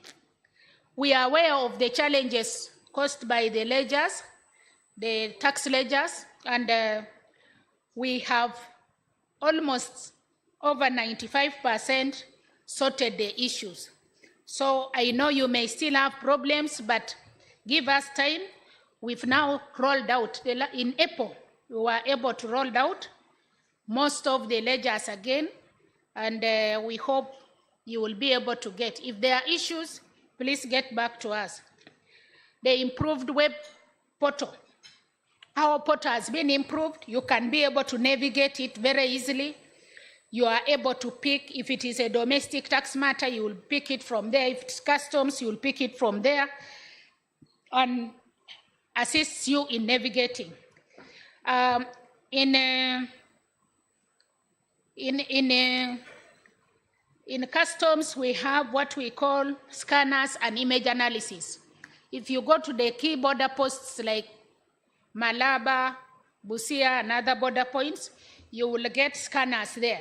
So you drive through the scanners, and we are able to scan through your container and note what you are carrying. If what you put in the entry, customs entry, does not tie with what is in the container, then we are able to do for you what we call top-ups, and you pay additional tax. So these scanners are also part of the automation agenda, and they have really helped us. Scanners won't only support in tax, but will also support in contrabands. Some people will bring in things that are not fit for consumption. Other than really collecting taxes at customs, we must also protect what comes into our country so that our population is safe. In customs, we have also digitalized the auctioning process. If you import goods and warehouse, and subsequently you are not able to pay the taxes within the required timelines, we auction your goods. Auctioning can now be done at Mombasa and also here. Remember, you can also warehouse in Kenya, and so this process is now digitalized. We realized there was a lot of fraud around auctioning of the goods. So we now do this, and before we auction, we make sure the owner of the goods has been notified, and if you can pay this within that time, you are able to take your goods. If you don't, we auction and only pick our taxes. Anything over and above that, we give it to the trader. We also have what we call REX. REX is electronic cargo tracking system. These are electronic seals that we put on the vehicles when they enter the country. Actually, these seals are even put right from Mombasa, and they will keep helping us to track. Because we are landlocked, and because we are also a transit country, some goods come from Mombasa, they are going to DRC, but they end up in the local market here, yet they have not paid taxes because they were supposed to be transit goods. So this system helps us to track that, and it's helping us to improve on our compliance in customs. BWIMS is also another one. BWIMS is Bonded Warehouse Information Management System. We've also automated that, the warehousing process, and this has helped us to track especially the number of days when goods are supposed to be warehoused, at what point should they get out, because after the statutory days, then we can be able to think of auctioning now. So those are the things. Now, other tax administration measures that we are looking into that are non-digitalization in nature, more focus on stakeholder engagements. That's why we are here, to engage with you, to listen in. We sell a service that is not very nice. No one really likes a taxman, but we must also be there to listen in to you and to support you to understand our mandate, so that when we are enforcing, we know we are enforcing because you are just adamant. So these engagements from our side are sector-based. We prefer to put people within the same sector in one room and engage them. We've started already one with the Manufacturers Association. We were able to meet last financial year, and even this year, the Supermarket Owners Association, hardware, schools, in that order, so that you are able to pick their concerns in one room. We also have tax trainings that are done. Tax trainings for the clients are also sector-based, like we have said, and this has been facilitated by our mobile bus. We have 2 mobile buses, Tujenge buses, that are fully automated. The buses are like a mobile office. They can do the registration, we can check on your teams, we can do everything for you in that bus. We are also cognizant of the fact that we need to train our own staff to be able to serve you better. If the staff is technically competent, they can be able to do the right thing. You can imagine if you are the one who knows more than the taxman, then it is very unfortunate. So we are doing this and doing them in batches of 100. We've just done one for 6 months for a batch of 60. In July, we have another batch of 100 to train so that we give you better service. We are also looking at a customer-centric approach. To be supported with the digital agenda, the person also giving you this service must be trained and must be well facilitated to give this service. We want to encourage you to let us know any acts of corruption. Please let us know. If there is a taxpayer who is disgruntled with the nature of service, you can still, using our online platforms, let us know. We want an efficient service delivery because we are really a service-based organization. We are selling services. We are not selling tax. We are selling a service. So tax stability.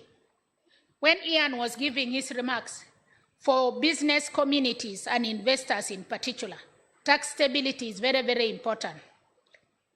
If I'm coming to invest in Uganda today, I invest based on the tax climate and the tax regime at the point. What are the tax incentives that have made me to come into this country that is driving even the nature of business that I'm going into? How stable will this regime be? If you talk of a 10-year tax holiday, and I've entered into a business arrangement for that, and then it changes after 3 years, it disorganizes the investor and affects the stability of our tax. Focus on special units, specialized units, like, for example, oil and gas, the mining sector, extractive sector. We are looking into these specialized areas to support in ensuring that we are able to get some tax coming through. We are also looking at new service centers countrywide. You know, when Doctor was presenting that poverty thing, I saw the East was bad love and the North, the dots there were very bad. I actually felt like telling Doctor to project again, but I just kept quiet. So we are trying to roll out new service centers, but what does that poverty index mean? That we want to increase on the ratio of taxpayers to the total population of Uganda. How many are really paying tax? How many are contributing to the tax? So we are looking into opening new offices in Mubende. We opened in Mubendo, Ruwero, Kayasa, Kamuli, and still trying to open further, going to Ntungamo, Kisoro, these sides of eastern Uganda, Kumi, up to even where I come from in Kapchorwa. You find people really are in business, but are these people paying tax? Semi-informal sectors, but they need to be facilitated so that we are able to get some tax from it. Initiatives like alternative dispute resolution, very key. When you get the objection decision, you have 7 days to apply to the Alternative Dispute Resolution Office. That office was initially under domestic tax, but we've now moved it to legal. We realized because domestic tax handles objections, let's move it to legal so that there is some bit of independence and objectivity that will be created. So this ADR handles matters of fact. If you are looking at matters of interpretation, just go straight to that. So matters of fact, was there an import? Was this actually something that you purchased? Where is the documentation? It's here. Then we are also looking at the voluntary disclosure. Still, this is an initiative that you can take advantage of. You do a tax self-review and then you declare your taxes. You will only pay the principal tax. Interest and penalty will be waived. However, in all these initiatives, you should not be under tax investigation. If you are already under tax investigation, we will not allow that voluntary disclosure of yours. Even under ADR, if the case that you are objecting to is as a result of tax investigation assessment, don't come to ADR, go to TAT. So also on voluntary disclosure, if URA has already written to you notice of intention to audit, please don't now run and you do voluntary disclosure. Just wait for us. Annual compliance initiatives. We are looking at sharing these risks to the public. For example, if next financial year we have all these risk matrix that we are looking into, we share with you so that you are able to do house cleaning. You don't wait for us. Do house cleaning, amend your returns, and then we don't come for you. That is where we are looking at. To facilitate you more, to be more transparent. Because if we told you that this year, one of our risks that we are looking for is for you just clicking that VAT return after selectively invoicing on IFRS, you just invoice us and when you want. And then at the end of the day, out of 100 transactions, you've only declared 50 to URA. And then you say, because now the return is pre-populated, I will click submit. Now, we are going to tell you that, please, if you do not update those other transactions that you did not fiscalize in time, within the return, we are coming for you. And then you say, let me update. I don't want these guys to come. Who really wants a taxman on their door? So those are the things. We want to summarize these risks and share with you. They will be there in our web portal. We shall put them in the different types of communication.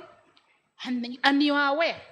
For you who are tax agents, then you tell your clients, please, let us review if you are okay. So that we also don't want to come to you all the time with multiple audits. We want you to concentrate on business. Taxation of the non-residents, individuals. This is an initiative that we have done in the last 2 years to widen the scope of tax. COVID brought in so many new things. We started working from home. We started online meetings that are still very popular to date. Online meetings are really nice. They have facilitated education, they have facilitated communication, they have facilitated businesses. So we realized we need to tax these non-residents who are sourcing income in Uganda.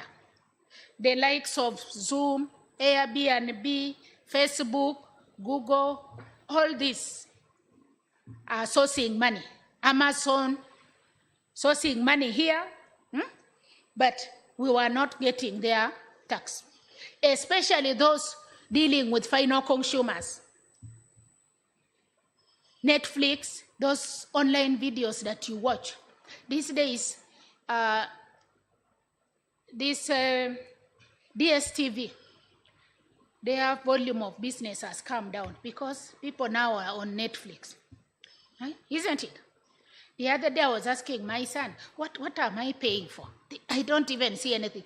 I found myself at home on Sunday afternoon. Then I said, let me check this TV.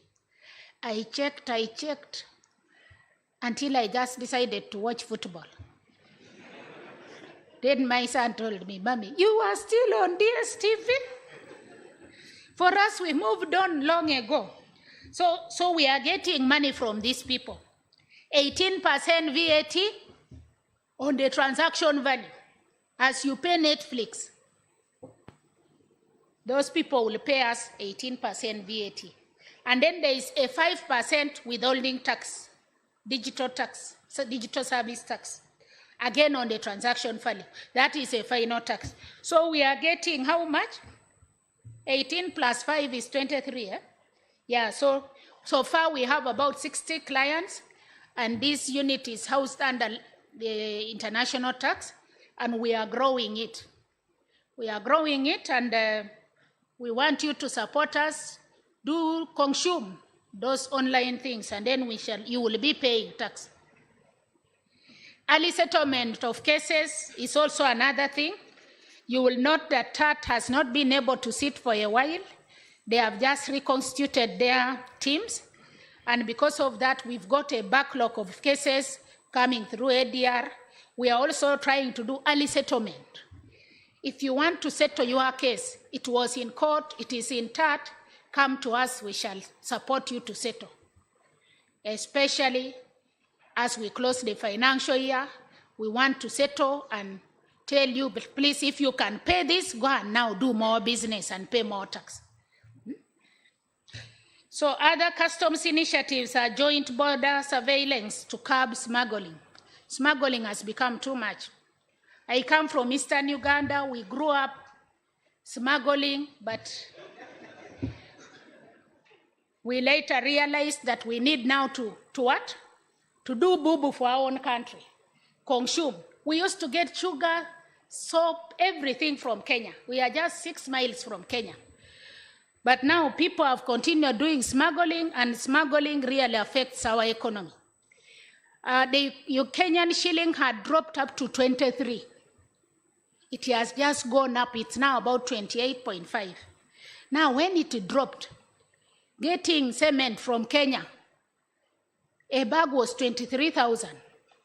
Yet the Tororo cement here is 33, 34. So you can see, it was really affecting. Then you would get wheat coming from Kenya, cooking oil, soap. You buy a bar of soap at around 4,000. Here in Kampala, it's like what? 6,000 or 7,000.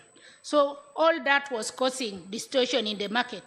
So we are working together with East African teams to do this surveillance so that we can curb smuggling. Members, thank you for listening to us. We are here to work together. Once again, to thank BDO and Signum for being the pace setters on this. You make the thing very, very good. Next time, please do the publicity further. I'm sure this room would be bigger than this. You just need to do the publicity and get as many people on top of this. And also to thank Dr. Muhumuza for supporting us in talking about what is in the economy and how this is affecting tax. Next financial year is going to be a very steep target, but with your support, please work hard and make money so that you can pay more tax. If you work hard, we collect more, and let's all be compliant. If you need any support, I'm available. I am willing to listen. We want to serve you so that we serve our country. God bless you, and thank you so much.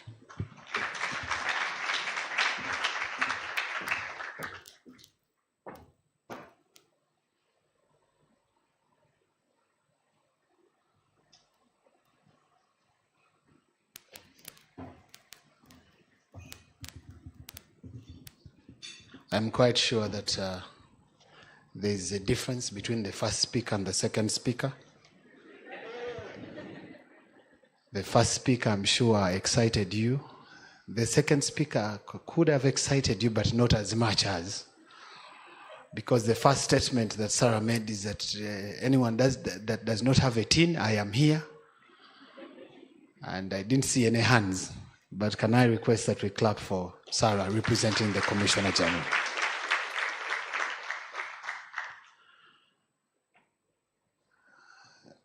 Dr. Fred and Commissioner Domestic Taxes, allow me to inform you that on the physical audience, we are in maybe hundreds of people, but online, we are reaching about 300 people that are online. So allow me to thank the online community that is streaming in on Zoom, but we also have the YouTube community where we'll be sharing some statistics. You've been getting a lot of love. There were some indicators of people that don't have tins online. Physically here, I think everyone is okay. Online, there are some people indeed that don't have tins. But we shall get into that conversation later. Allow me to say that if you want to participate on the conversation online, please use the hashtag Signum BDO East African Tax Breakfast. That's the hashtag, and I'll hope that everyone will be able to participate in the conversation using that very hashtag so that we can be able to follow through with everyone's post. Hashtag is Signum BDO East African Tax Breakfast.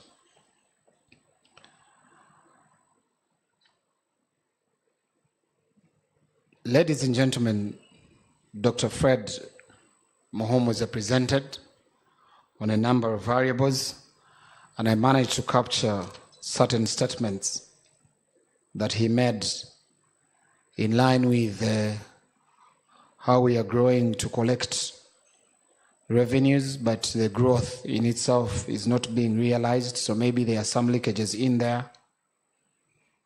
He talked about the issue of starting your affair as an individual. When you love your person, it is really a household conversation, but as we continue to move, it becomes a national matter. He talks about, of course, in all these, there is the economic aspects that we have to draw out in there.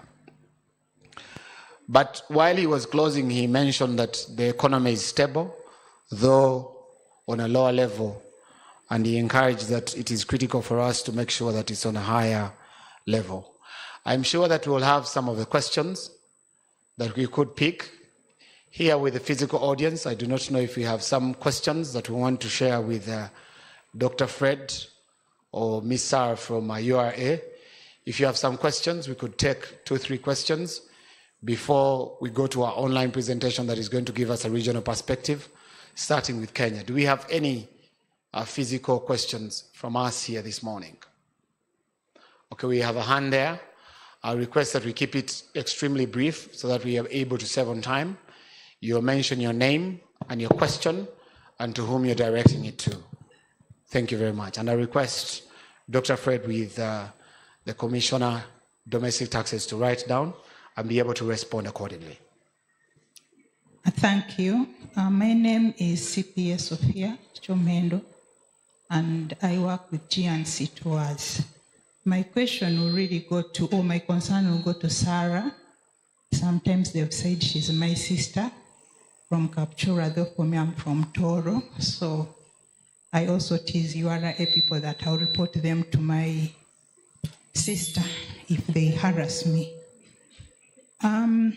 Dr. Fred talked about interesting trends, the poverty trends, the triggers of these trends, and the challenges that we have in terms of policy alignment to our budget and to our revenue collection.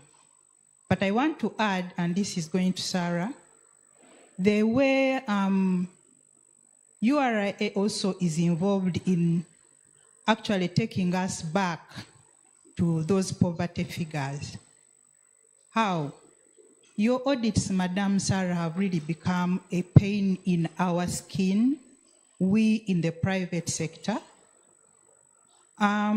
I appreciate that the audits are very important, and I used to be a very good friend of Uganda Revenue Authority through many audits, which you concluded well. But of late, it's all about we need to collect some money. Whether it is a fair and equitable tax is none of the business of your auditors. All they do is how much are you ready to bring in as long as they've issued you with an audit. They will tell you how you have double expensed, you have done this, but there is no evidence to whatever they are saying, but you must prove them wrong. So it's becoming a very big problem because it is increasing the tax administration costs on most of the companies. Some people actually have gone ahead to think you, the commissioners, are involved, which I don't think, but your people are harassing us. We no longer talk as professionals.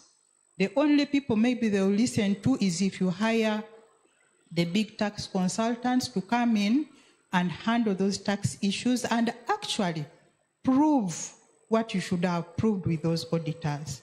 Madam Sarah would like to say that within URA, there need to have these conversations that when URA knocks on your door, you should welcome them because they are helping you do a health check and therefore agree issues amicably than when you keep on arguing, and maybe the little taxes that you'd pay because you didn't comply on 1, 2, 3 issues now start growing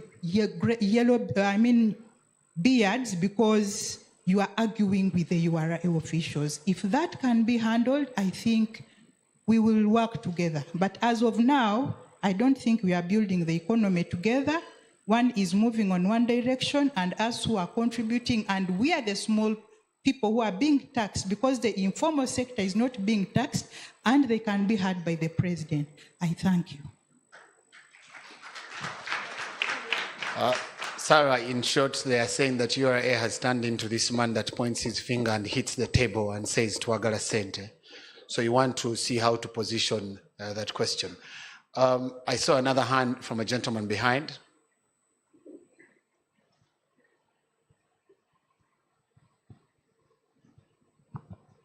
Thank you, moderator. My name is Birengu Yakub. Mine relates to the tax ledger. Thank you for the update, the tax ledgers, but we still have issues regarding the times before IFRIS was started. Previously, when the audits were being done for tax refunds, some credits remained unpaid. But currently, when you tend to demand those balances, the team that's supposed to look through them is never clear.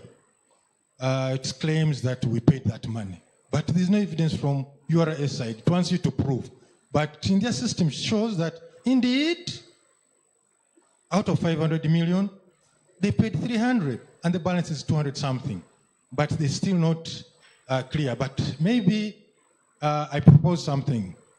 I don't know if you allow clients to ask if you cannot pay the money.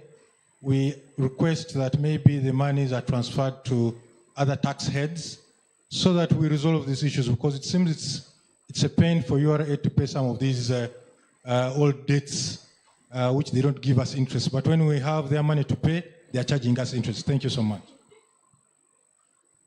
Okay, we'll take 2 more. I see 2 gentlemen behind, and we'll keep it at that.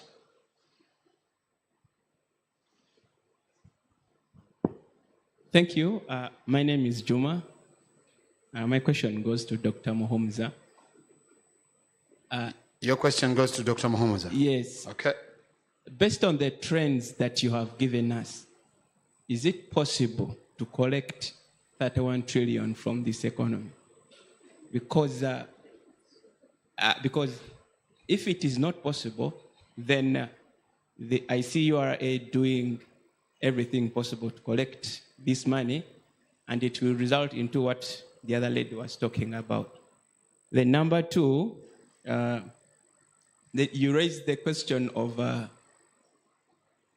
increasing the threshold so that there is more to spend in the economy, But based on what the commissioner said, that even if the thresholds are increased, there will be no tax to collect because there are low compliance levels.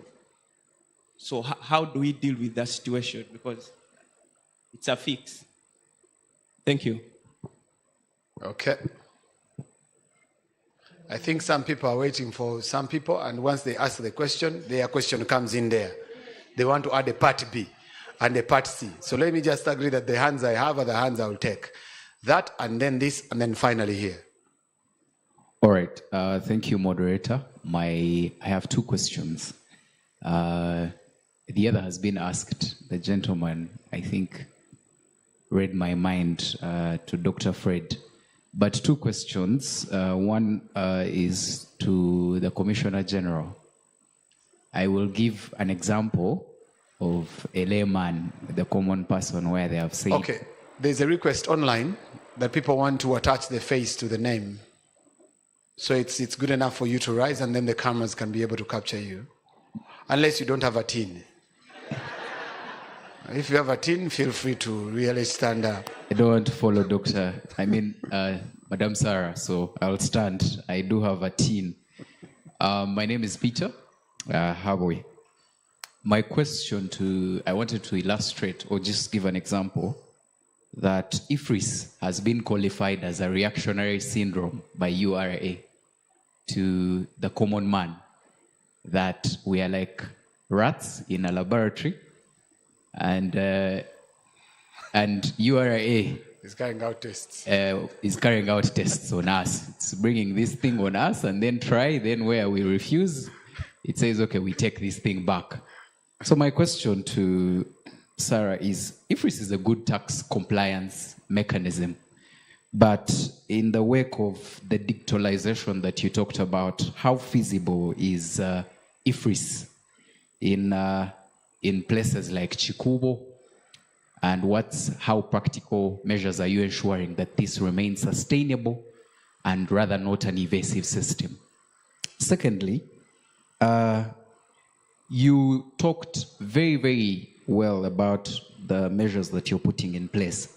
But the second question to that is, what measures is URA putting in place to ensure that there is tax compliance to the taxpayers? URA is already following up people who are already tax compliant and disregarding the non-people who are not compliant. So what are you, as URA, doing sure that finally this actually brings results? Then to Dr. Fred, I think that has been asked, some of the strategies that you would propose after giving us quite a very interesting conversation. Thank you very much. Okay, please move here and then finally here.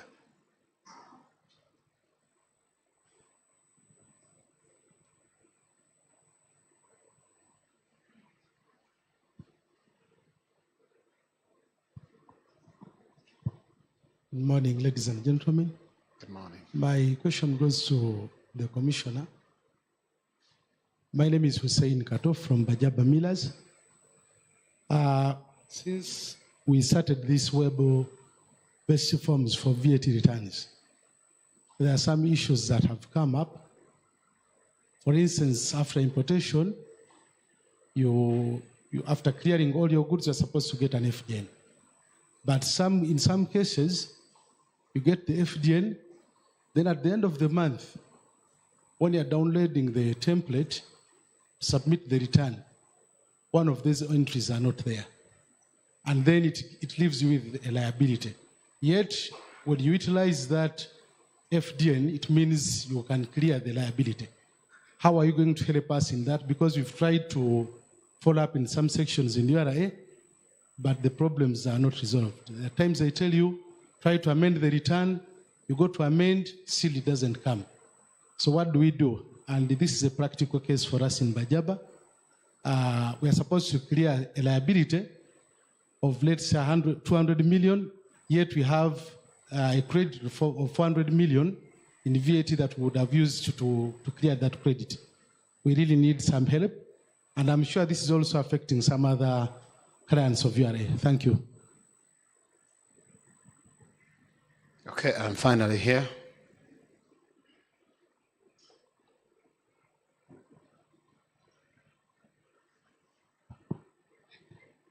Good morning, ladies and gentlemen. My name is Sophia Chigozi, and my question goes to Dr. Mhumuza.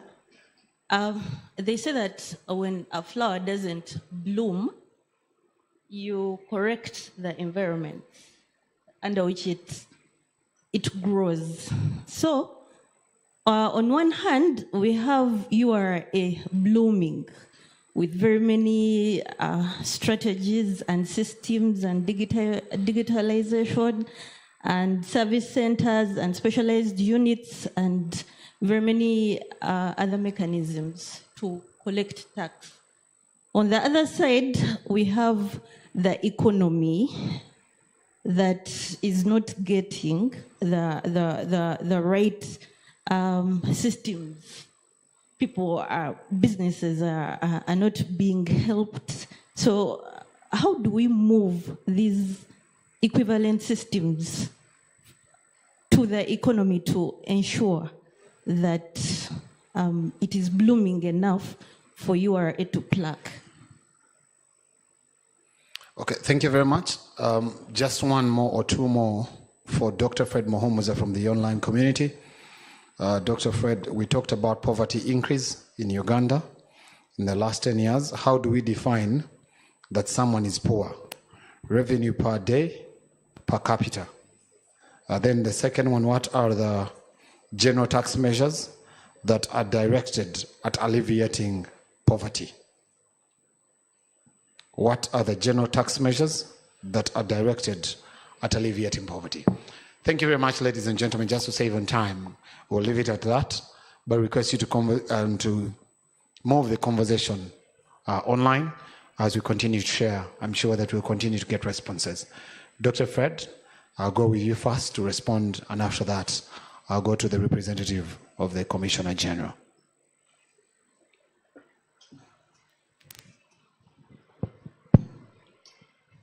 I can stand. I have a team. I'm talking about the other teams where we keep sugar, and her team we shall talk about later. Poverty is computed on very many dimensions. Mainly we use $1 per day. And $1 is about 3,800. So anybody consuming less than that is poor. I don't see any in this house. You have already consumed more than $1 today by breakfast alone, or even coming here. And those are the numbers we look at. Now, some people have said $1 a day is too low. Can we raise that a bit? So there's also an international computation of $2 a day, or $1.95. And that, of course, raises Uganda's poverty levels higher than the 20% that you saw, which is a concern. But to us, whether you compute it or not, the message is clear. If people are consuming less than 3,800 per day, those fellows can only buy Chikomando. They will walk to work. Chikomando, you are lucky you can tax the import of wheat. But if they become too poor for wheat, they are going to buy Kabaragara, Bogoya, which you can't tax. So as we said back, you want to focus on those households. How do I bring them up? Whatever it takes, it is in our interest that we bring them up. Short of that, we'll have problems with our projections. I was reading the newsletter for URA, and I was trying to use simple mathematics. One of them indicated over the last about 3 years, companies rank, those that are in the category of 30 billion to 100 billion, had fallen from about 1,155 to less than 40. So literally you're saying 1,000 companies in that bracket disappeared off the radar of URA. Not that because they don't know them, because they have been paying tax, they knew them. That's why they were able to see their returns ranking. Now, if the bracket is 30 to 100 billion, even if you take an average and say, okay, an average, each of these companies was 40 billion, which is really close to the lower end. Multiply by 1,000, there is a 40 trillion in the economy that is in danger of having disappeared. How do you grow your economy? How do you create jobs? These are really the issues we want to be able to engage in these spaces. Can URA raise the 31 trillion? Now, again, going back to senior 4 mathematics, the economy was 184 trillion when we began the year. We expected it to grow by 5.5 thereabout. That will only give you an economy of 193 trillion from 184. But government projection is that the economy this year will be 201. And that's the basis for the target they gave URA. That you will collect taxes on an economy that will be 201 by end of June 2024. Their own growth rate doesn't put us there. So can we collect it? There are many reasons. One is the poverty. And really, I don't mind whether it comes back through compliance. For me, even if we don't pick it, but we salvage those 1,000 companies. Because remember, as you buy, they survive. They may not pay the tax, but seeing them around is good enough. Now we can engage them. But for them to die because there was no demand for them is a total loss to everybody. So sometimes in economics, we say, it's okay, you can lose the taxes. But can you save the taxpayers? Because then they will be available tomorrow for a conversation. But that's also a policy matter. Many times we come and we will close your company. Don't use that language. It's like your child eats your sugar and then you kill them. Then tomorrow, what next? The sugar was eaten by your child. So if I haven't paid the tax, me as an economist, I'm like, but is that company there? Yes. It's creating jobs. It's consuming local materials. It's giving some life to this economy. Let's go and talk to them and say what is happening. But when you just kill them off and you kill another one and you kill another and then tomorrow you have a conversation with the whole. But those are tax policy matters, not for URA. Because URA will be told where is the money. But you need to chip it back and say, if you didn't pay tax but you are alive, let's have a conversation. Why didn't you pay? And you might find actually this guy badly needed this money because they had 2 options. You pay URA and the bank sells your property. Which one would you take? I don't have to answer that one because that would be another question and my time is up. Thank you.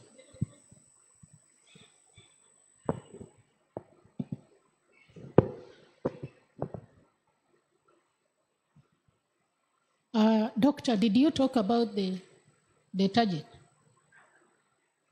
If this economy can collect the 31 trillion, that was your question.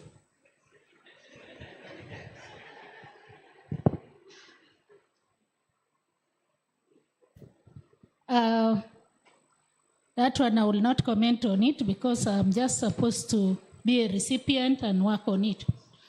On the question of audits, this is not the only forum that I've got that question. I was somewhere last week and it came up. We are aware of that. And number one, we first have started with talking with customs, talking with tax investigation and domestic tax. So that if tax investigation is at your door, domestic and customs shouldn't come. So we are trying to harmonize so that at the beginning of the year, we should be able to say customs and DT, which are the taxpayers that we are going to audit this financial year. Currently, we already have our CIP. In DT, the audits are profiled in one unit and then distributed to the different stations. So we've already done that. That's why I was saying we are now preferring to roll out that risk matrix to the clients, to your tax agents, and we tell them these are the tax risks that we will be seeing this financial year. So if you can even work on those risks and you write to us that we have been able to review our business for this period to this period based on the risks that you highlighted, and this is the tax that we see, and we are declaring it through voluntary disclosure window, and then you are requesting for waiver of interest and penalty, that one we will be fine with it. That proactive way of engaging us. So we are doing that. And now the next phase now is to see, out of these taxpayers that you are flagging out for audit in the next financial year, how many were audited in the last 2 years? If 1, 2, 3 were audited, then what we will prefer is to just share with you the risks, and we tell you to deal with those risks. We give you like 3 months to come back to us. We really want to avoid coming to your doorstep. But the other issue also that comes up is, because of the automation, we keep getting flags. You see now, IFRIS. Somebody has fiscalized the invoice here, you didn't disclose it the other side. There was withholding tax declared here. In your sales turnover, we don't see this income there. So we tell you, please, there is this information. Can you check if you declared? If not, amend your return. Now you people will count that as an audit when we send you that query. But it is better to sort it there and then than come back after a year and tell you, in 2020, you didn't do this, and then it will come with interest. So those small queries, you will bear with us. Those are just for clarity. But of course, sometimes also URA can be too much. I understand, because I was a tax advisor the other side. You do voluntary disclosure, then they turn that thing into a comprehensive audit. So what I'm telling my auditors, if a taxpayer has voluntarily disclosed, give them a break, please. Let's collect this in good faith and we give them a break. But don't immediately tell them, what about this? The ledgers, we are not yet there. There is still some gap that we are dealing with. Please give us time and just give us time to work on it. Is it sustainable for IFRIS in Chikubo? We are still discussing it. What we are saying is that the Chikubo traders should also be registered and pay their fair share of tax. And this IFRIS should also go to them. Because now remember, these people buy goods from the manufacturers. Who are what? Who are in IFRIS. So we see all these transactions coming from the manufacturers and going into the CBD. But we don't see that tax come out to us. So we are following the money and trying to see if we can get that money. Please pray with us and support us, work with us. What measures to ensure tax compliance? Compliance is a very big thing. All those digital initiatives that I was talking about are supporting tax compliance, including even these initiatives for compliance that I was telling you. If we can flag out the risks early and we share with our taxpayers, the better. If we can engage you early, you have gotten this business contract to supply somewhere. It is 700 million. You have not registered for VAT. We look for you and tell you, boss, this is a taxable supply. Please register for VAT. So we are trying to do things in the background. This financial year, we want to sit in the background and do more analysis and less of coming to your doorstep. So that we will just inform you based on facts. The issue of the web-based forms by Bajaber Millers, we are actually working on it. It's a very big problem. Very big problem on importers. Those FDNs are delayed because you pay your tax at importation. When the things reach Mombasa, you pay tax. But customs want to release the FDNs when the goods are being released here at the bonded warehouse. So that time lag, what we want to do is that at the point when you pay your tax, customs taxes, that FDN should immediately be released. So this week we have a meeting with the Kenya Revenue Authority and TRA for those who import through Tanzania. We are on it. We are on it because we understand the impact that it has on business. We are also looking at facilitating you more, especially on the TCCs. We know TCCs are a pain, but we are trying to relax it a bit and say, if you're applying for a TCC for the first time, we approve. Second time, we tell you, boss, last time we approved and told you A, B, C, D. Now you've not done this. Can you please pay something? Because we realize that we don't want a taxpayer to lose business because of a tax liability. You don't have money, commit and tell us, give me 3 months, I will pay it in this manner. Then we give you that TCC. And together with also the agency notices, we are trying to slow down on those to facilitate business. We also don't want to come and close your factory because of taxes. But you also, as a taxpayer, I don't want to use a certain word, but I'm just trying to say, you try on your part to be compliant. File the return. If the money is not there, come to us and say, please, may I pay in this way? Talk to us so that don't wait for us to come, and do the right thing. You see now that digital tracking solution I was telling you for the tax stamps, that one stamps all the things, and then it will give us a flag and say, this manufacturer has not stamped this amount of this volume of the goods. Then we come for you there.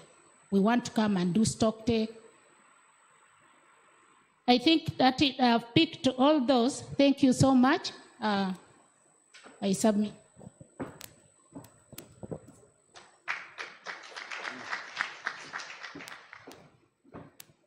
I don't know why the clapping is not clapping. Let's clap for Sarah as if we are really very happy of what she has said. Some of us, it may have affected us, but I also really feel for her, because when you're a tax collector, you have to do your part. Can I request that we all stand up and just do one simple assignment for less than a minute?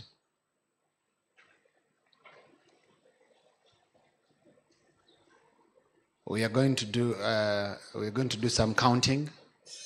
I'm sure all of us can count from 1 up to 10, right? Right? Okay, if anyone has a challenge, please raise your hand. So I don't see any hands, so we're going to count from 1 up to 5. 1 up to what? Please speak as if we are discussing. 1 up to what? Very good. So I like the volume. Let's use the same volume even in the counting process. We're going to count from 1 up to 5. And we're going to count from 1. When we reach 2, we go back to 1. When we reach 3, we go back to 2, we go back to 1. When we reach 4, we go back to 3, we go back to 2, we go back to 1. Is that okay? And when we reach 5, we go to 4, we go to 3, we go to... Is that understood? Okay, so let me give you an a cappella and I'll flag you off. It's going to be very simple. 1, 2, 1, 1, 2, 3, 2, 1. Is that okay? Is that okay? So we are just going to stop up to 5.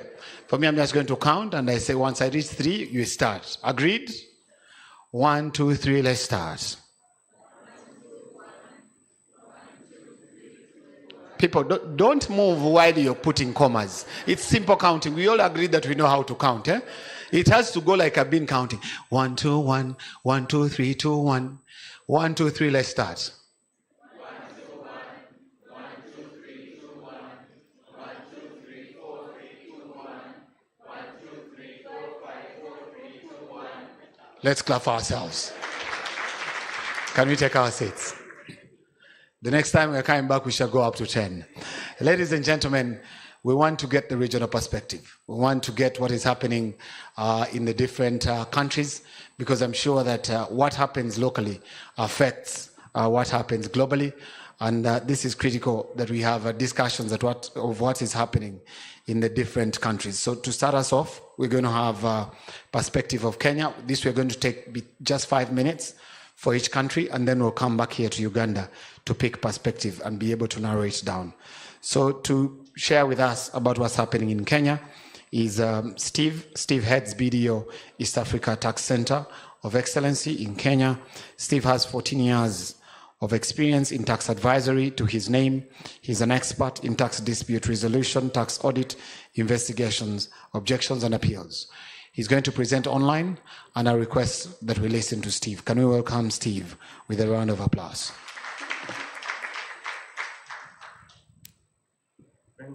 Thanks a lot.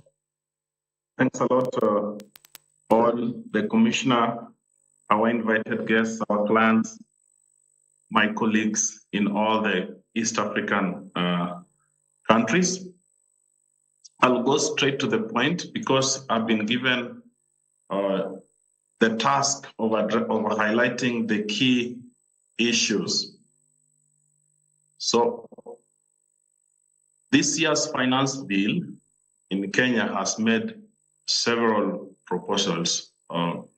It is quite a comprehensive bill that is amending different pieces of legislation, income tax, VAT, miscellaneous fees, new taxes being introduced. So it is quite a comprehensive piece, and many industries are affected. So I'll just go straight to it for the critical implications for specific industries. We have this entire analysis. We are posting on YouTube our comprehensive analysis of the finance bill, and also our newsletter is available on our website. And for all our clients, we've already shared this. So I'll go just straight to the key points. So for multinationals, there is some good news and also additional challenges to confront. Kenya is now rolling out the advanced pricing agreement regime for transfer pricing and international tax. So companies will be able to agree with the Revenue Authority as to how particular transactions are going to be treated for transfer pricing purposes for international tax. So this is really going to help organizations to be able to have clarity as to how their transactions are going to be dealt with, so that we don't have this issue of several transfer pricing disputes, international tax disputes. This is a welcome. Also, the persons who are captured for transfer pricing purposes, the definition of related parties is now expanded. So it includes also people who are not just related in a given group of companies in terms of capital and management, but also in considering issues like affinity, consanguinity, marriage. These are also factors that are being considered when two entities, two companies are going to be considered to be related for tax purposes. Kenya is adopting BEPS project. There's a BEPS project, Pillar 2, international tax developments. So this is also something that is new. There are different taxes that have been brought into the digital sector. Kenya Revenue Authority and the Kenya government generally is placing a lot of effort on the digital sector and taxation of that particular sector. New people are being brought under this regime of food delivery service providers using apps. Taxi hauling services like Uber and Bolt and the others are also being brought under this particular regime. Quite a bit of changes are coming in this sector. In the public sector, and to a lot of acrimony, there is a proposed motor vehicle tax, 2.5% of the value of the vehicle per year.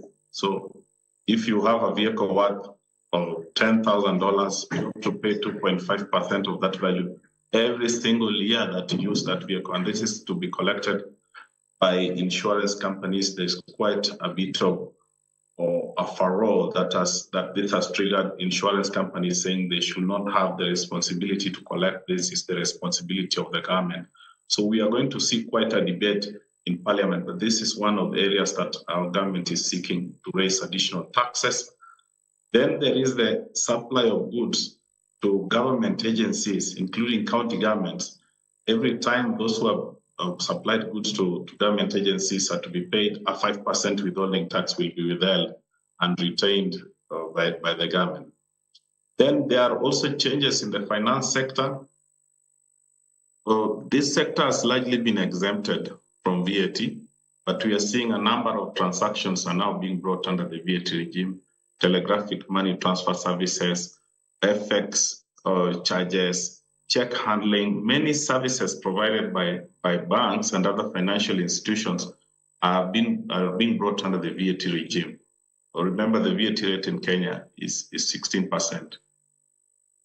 Then the exemption of listed securities from tax is also being removed and limited only to the currently listed securities at the NSE, and we are seeing a 5% withholding tax being proposed on some of the bonds. Manufacturing sector in Kenya. If you look at the East African angle, Kenyan manufacturing has gone down over the last few years, and it has had a struggle since 2019. During COVID, it continued to suffer. So this sector is something that the government is trying to fine-tune what is the correct fiscal policy for the sector, but there has been a lot of mistakes have been made in respect to taxation of this sector.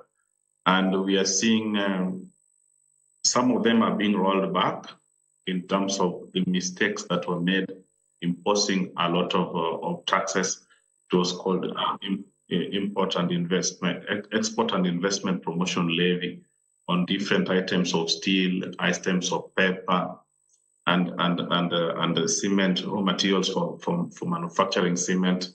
Those proposals caused a lot of concern. Our different sectors went down because of taxes on raw materials, but some of those are now being rolled back. But then there are proposals to tax bread. This is causing quite a public interest in this, because it will raise the price of bread by about 10 shillings, at least 10 shillings per loaf, for the standard 400 gram loaf that most families buy to consume. Other administrative measures are being made in terms of excise licenses. So these are some of the changes. There is an eco levy that is being proposed on a number of office items, and this we are likely to see how it plays out in terms of its implication. Real estate sector and construction sector, exemptions from VAT for supplies that are targeted at specialized hospitals is proposed to be removed. Also, that kind of construction activity is likely to be more expensive, and many construction materials will attract a 3% investment and promotion or levy. This is sinks, washing basins, many items that are used in the construction industry, and Kenya largely imports this. They are going to attract this new levy. The gaming sector is another sector which is likely to be impacted. There's a proposal of VAT on these services and an additional excise duty on advertisements provided to this particular sector. So also here, this particular sector, the government has not really quite gotten the tax strategy correct. And we've seen the sector has suffered over the years, and the tax collection from the sector has dropped, and there has been no recovery ever since the aggressive tax policy was instituted in 2019, when almost all taxation in the sector went away and all the jobs in the sector were virtually lost. Very little of it was left. And then, of course, additional measures were put in place to try to recover the sector, but the recovery has not taken place, and the strategy has not been gotten. The science of it has not been gotten quite right, and we are seeing this is likely to continue.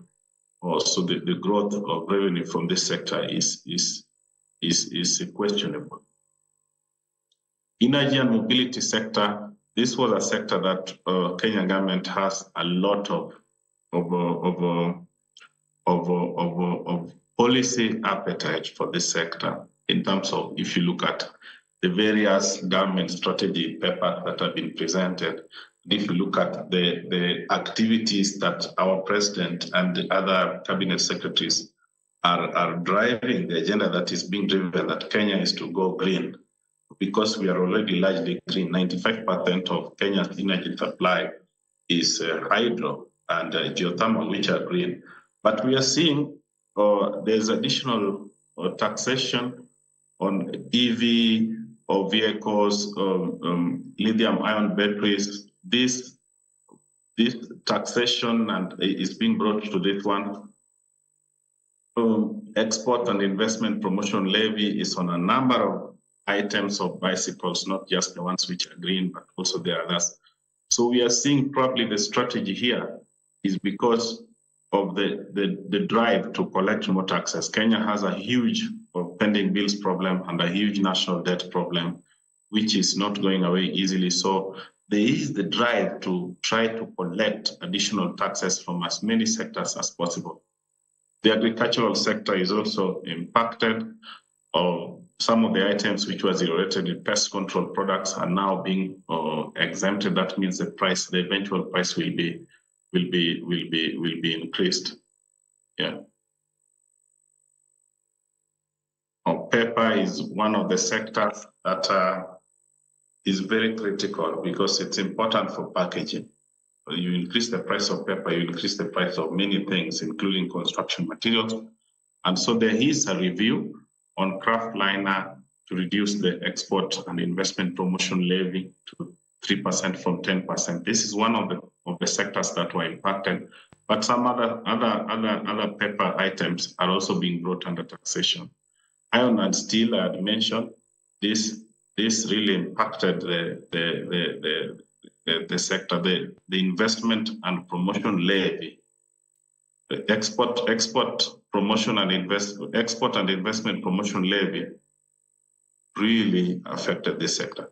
So there is an attempt to review this, but then there is also the lobby pushback that is coming on, or there are certain current players that have also enjoyed or almost a monopoly. They are the major players in the market that are insisting that this levy be retained.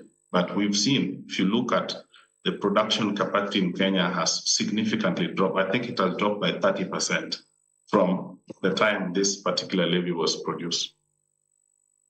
Furniture, all furniture items will attract this levy at 3%. And many office equipment are going to attract eco levy. So these are some of the sectors that have been greatly impacted. And thank you so much, everyone, for your time. I would welcome questions at a later moment.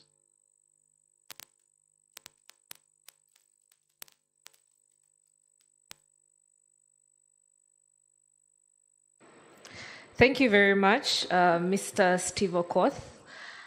We have been able to realize that we are not the only ones grappling with taxes in Uganda, and Kenya also has a huge national debt.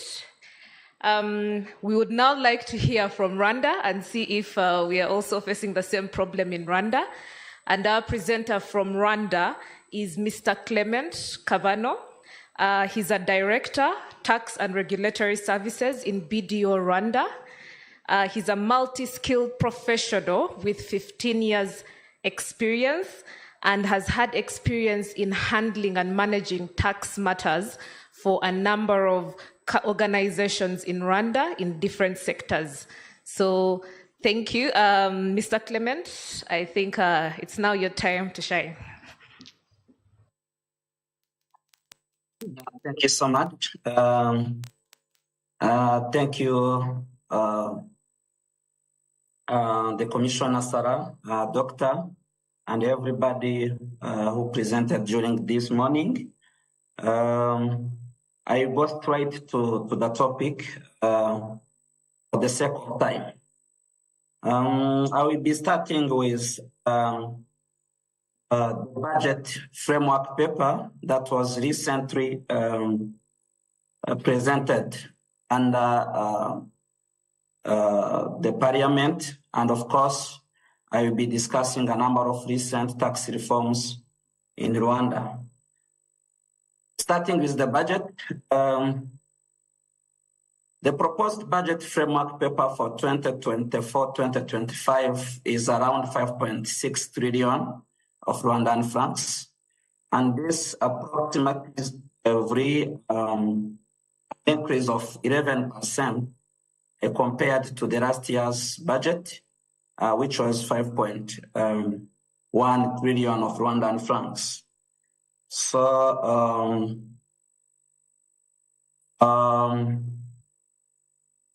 so if you compare this budget framework, you will realize that when it comes to the projected economic growth, in 2024, we had projected 8.6, but you can see that the growth realized was 8.2. And of course, this presented 2 points higher than what was projected. So now for 2025, the country is projecting a growth of 6.5, and 2026, the projected growth is at 6.8, whereas in 2027, the economy is projected to be growing at 7.2%. Now, when it comes to the source of the budget, so the country is targeting 2.9 trillion from tax revenue, which we are going to discuss. 725 billion will be from external grants, and around 24% of the budget will be used as external debt, whereas other internal generated revenue from Rwanda will be accounting for around 8% of the proposed budget. Coming to the spending allocation, around 3 trillion will be spent on the government recurring spending, and capital expenditure is projected at 2 trillion, whereas investment in equity shares is projected to be at 39 billion. So government policy lending will be estimated at 60 billion. So you see, we are still facing the same issue that I was referring to. But if you can see the key priorities that this budget will be focusing on, will be on strengthening health system. Much effort will be put in increasing agriculture and livestock productivity. So the key priority also will be on social protection coverage, improving the quality education, and creating employment opportunities to cater for the rate of employment that is supposed to be decreasing. So these are mainly highlight on finance bill of Rwanda. And of course, I would like to, as I've shown in my first slide, 55% will be derived from tax revenue. And in most recent years, from 2021 up to now, the government has been doing a number of tax reforms to make sure that the tax revenue is increasing, but also the tax base is always broadened. In Rwanda, we are having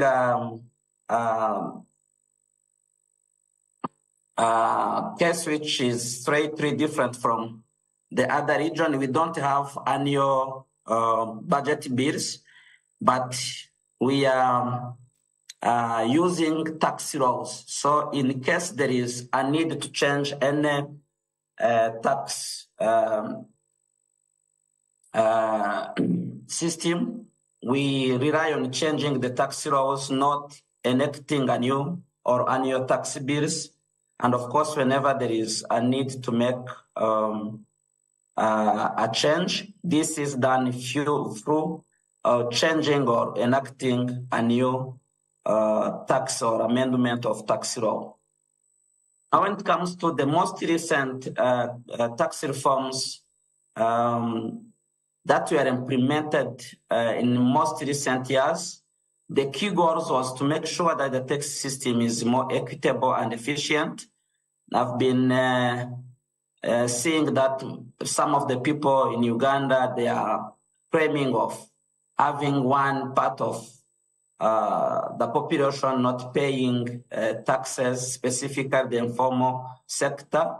And of course, one of the goals for this specific tax reform was to ensure that everyone is paying fair taxation, and the burden which was on a part of business individuals is now reduced and shared equitably within the population. Of course, the second objective was to promote the economic growth through lowering a number of tax rates and broadening the tax base, as well as increasing the government revenue through the well-designed tax systems that can be able to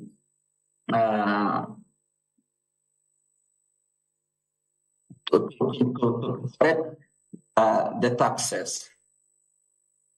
So basically, the tax reforms that were conducted in recent years, they were covering a number of tax, starting from the income tax, whereby the personal income tax threshold have been increased. And currently, anyone earning below 60 Rwandan francs is not paying any tax. And of course, this is giving opportunity for low income earners to make sure that their take home is increased. So on corporate income taxes, basically we had a standard rate of 30%, and this is being gradually reduced with a target of achieving 20% standard rate in the medium term. So in 2023, the rate was reduced to 28, and in the medium term, the government policy is to have it reduced to 20% with the aim of attracting more foreign investment. Also, a number of reforms was done regarding excise duties, where some taxation of certain goods, like high-end beverages, has been adjusted and reduced to attract or to support the tourism industry, which is highly growing here in Rwanda.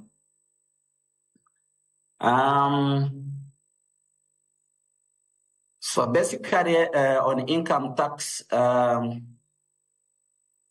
apart from this gradual reduction in the standard rates, the reforms also brought about some more preferential CIT rates of 15%, 3% or 0%, depending on the business you are in, specifically regarding the dynamics around Kigali International Financial Center, where people or businesses are encouraged to come and participate in these dynamics. If, for instance, you come and set up or relocate your global headquarters in Rwanda, you will be entitled to enjoying a preferential CIT rate of 0%.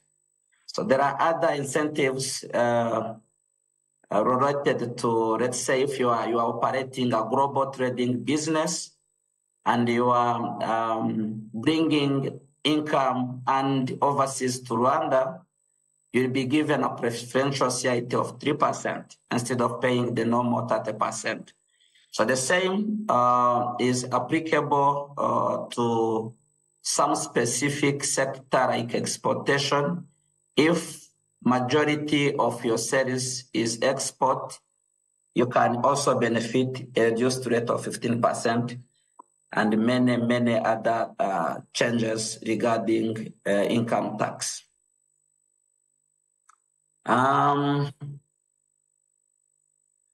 Here we are having an issue of electronic invoicing.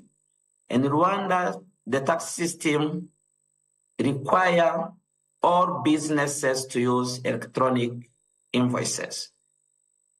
So be it individual, be it businesses. As of today, this system is used as a control mechanism to report all revenue and expenses, to the extent if you don't have an electronic billing invoice, you cannot be allowed to claim your expense for CIT purpose, and it is centralized in the system. It is integrated. So if you want to source, let's say, a service from non-registered person, you are required to always pay a withholding tax on it, and this will be taken to your tax account. So in case you purchase something from non-tax registered supplier, and maybe you want to claim those as business expenses, the tax authority has put in place a ledger to be pre-approved before you are allowed to deduct these expenses as allowable for tax purpose. And of course, there is a control mechanism to ensure that whatever you submit for pre-approval to the tax authority is supported. So the controls around electronic invoicing is a very important issue here in Rwanda, because if you don't request for an electronic invoicing, you will be denying yourself the right to claim this as a business deductible expense. And of course, part of these reforms is to make sure that each and every business is formalized. So now it is easy even to receive an electronic invoicing from a farmer using a simple telephone, and any expense or any amount paid to him is reported in your back office and will be acceptable when declaring your CIT. So if you are here in Rwanda and you want to run business, you will be advised not to consume or not to expend your money without receiving an electronic invoice. Another important element is regarding the transfer pricing. Now there is a requirement to submit a transfer pricing documentation alongside the CIT returns on an annual basis. So it used to be there, but now the new income tax law require those people who deals with related party to submit their transfer pricing documentation alongside with CIT returns, and this to be done on an annual basis. So these are the main key takeaways for income tax. For withholding tax, we are having a standard rate of 15%, and of course 5% on importation and 3% on public tenders. And there is a possibility of having a reduced withholding tax based on some of the tax treaties between Rwanda and other countries, but also there is a specific exemption for any expense that is incurred abroad to generate income abroad, which is exempted from WHT.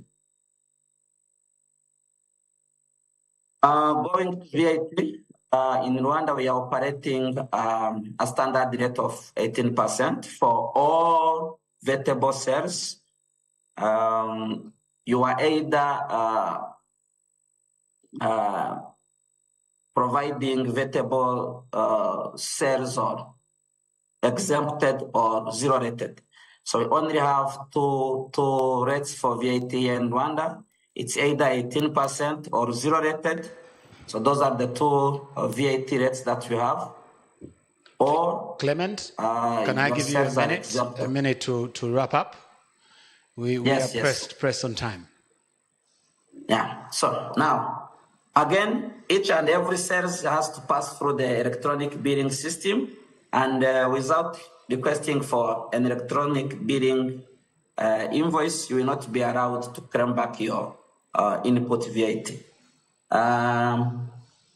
Of course, I cannot end without bringing to your attention that currently we are undergoing a tax amnesty window, which is ending by June 2023. And this is covering all tax liabilities related to domestic taxes for the fiscal period prior to 2023.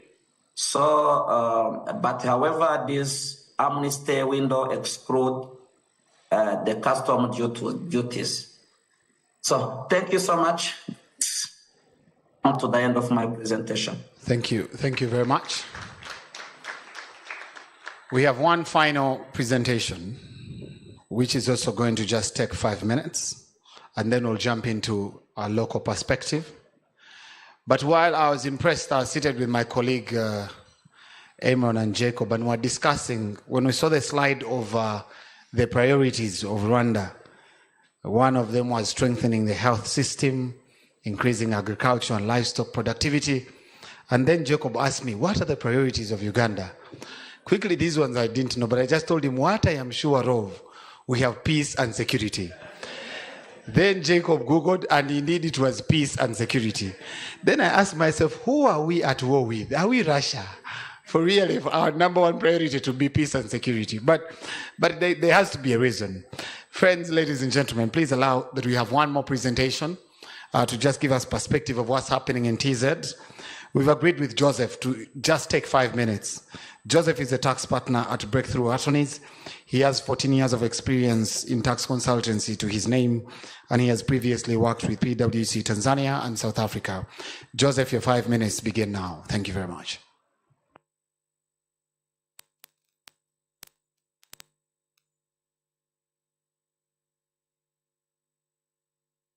Thank you, Moses. Good morning, everyone. I've already been introduced, so because of in the interest of time, I'll just go straight to my presentation. But maybe just a quick brief introduction. Breakthrough is a financial and advisory law firm in Tanzania. We work very close with BDO Tanzania. And the budget cycle in Tanzania is not the same as the rest of the East African countries. Most of the countries have already started their bills now, but in Tanzania, the minister will only read the budget from 12th to 14th of June. And then after that, the finance bill will be issued. And then we'll have about 2 weeks before we get the Finance Act, which will be enforceable from 1st of July. So things in Tanzania are slightly different. That's why I'm going to only share some of the things that I believe you should take into consideration when you want to come to operate in Tanzania or you're already on the ground in Tanzania. So one of the things that I would like to touch base, can you move to the, I believe you can see my slides, Moses, and everyone. Yes, so I'm going to touch base on the few issues. One of them is the trigger for withholding tax. So when you make a payment in Tanzania, basically you have to withhold tax. This is income tax. Now, the big question and the contagious issues that is in Tanzania is, are you going to make it based on the actual payments or on the accrual of that transaction? So that has already been an issue. It has been tested in the tax courts by Vodacom and a few other companies. And the position based on the tax advisors, including myself, is only when you make the actual payment is when you should actually withhold the tax. the law says when a person pays, it means it refers about the actual payment. The Revenue Authority has a different view. You're supposed to withhold tax when you accrue a transaction on your accounting systems. So the matter is already in court. Vodacom has won two cases twice. So we are now waiting for the decision at the final court. Another matter that I wanted to also just touch is on the transfer of assets in Tanzania. When you transfer assets in Tanzania, whether it's land, a security, mineral rights, or whatever assets, the capital gain tax is actually paid within 30 days based on the date of execution, date of the control of the realized assets, or the data to make the payment. Now, the big issue that we have in Tanzania is, when do you consider that the contract has been executed? The best approach is to make sure that the date of enforcement of the contract is the same as the dates, the signature of the contract. So, you have a situation where someone has signed a contract, one party has signed today, another one signs after 3 months. So the Revenue Authority has, in some cases, considered the contract that has already been signed by one party as enforceable. So it's always, in Tanzania, it's always good to make sure that the moment you're going to put the pain on the contract, it's not going to be different. So the first part should also sign, and the second part should sign within a very short period of time to avoid the difference in timings and confusion with regards to when the contract has actually been executed. Another issue, which I have also heard the rest of the speakers, Clemens and Steve, touch base is on the digital service tax. So in Tanzania, the rate of digital service tax is 2%. I'm not sure if we'll take the Kenya direction of increasing the rate this year to 5%, but so far it is 2%. And also the suppliers of the electronic services, your Netflix and the rest, are also supposed to pay VAT because the services is actually supplied to individual customers, the B2C. And also the VAT can be paid through a representative. So you can actually pick a consulting firm or an accounting firm in Tanzania to help that non-resident to pay VAT without necessarily being required to register for VAT in Tanzania. And this is my last slide. I know I have only 5 minutes. So the issue of electronic fiscal receipts has also been raised. I heard in Uganda and also in Rwanda. In Tanzania, we implemented about more than a decade ago. So we have been there. But the issue now, which is main issue is in Tanzania, is the Revenue Authority has started to do reconciliations between their system, which captures the electronic receipts, and the VAT returns against the audited financial statements. The challenge with this is when you do it for large companies, like manufacturing companies, most of them will have like 500 electronic fiscal devices, or they will have even 300. So it's very difficult for a company to control the errors that can be made by different branches of all over the country. So the best thing that we normally advise taxpayers to do is to have a technology which is able to capture all the transactions that are above a certain threshold, and then a regular reconciliation is done internally. Because once you realize you have made an error, there's a process to actually report so that you avoid issues during the reconciliations. And the reconciliation from this, from the electronic fiscal devices against the VAT returns and against the audited financial statements, it has led to massive assessments and the penalties. So it is something that should be taken very serious. And another issue, if you are operating in Tanzania, it's important to make sure you have a good professional tax service provider. It helps you to avoid issues. It's also important to train your team. The local team, the in-house team has to be well trained, and it's important for them to attend sessions like this so that they are updated of the changes that are regular. Because if they don't do that, then you end up having very weak controls with regards to tax. You may end up treating the transaction the same way while actually changes have already been happened. And there are changes that happen beyond the budget cycle. Like in February and November in Tanzania, there are those called miscellaneous amendments of the law, which are normally not publicized so much. So it's important for the in-house team to also be, updated about all these changes so as to make sure they reduce the tax risk within the organization. Another important matter to consider is just make sure your controls are strong as a company, as an organization, that all the accountants, the finance team, they know the basic things about withholding tax in the other business on their day-to-day activities, because the things that we do daily, they pile up and they can end up creating serious non-compliance issues with regards to tax. Last one is record keeping. Most people don't take archiving and record keeping very serious, but the challenge is the Revenue Authority, when they come to audit, they can go up to 5 years, but they can also go beyond 5 years in the name of tax investigation. The moment they come with a heart of a tax investigation, they are able to go up to 10 years. So it's very important to have a good system to keep your record, and that you are able to also retrieve those records whenever they are required for whatever need that the Revenue Authority may have. Yeah, so those are the comments that I have for now. I'm happy to take up some questions later. Thank you, everyone.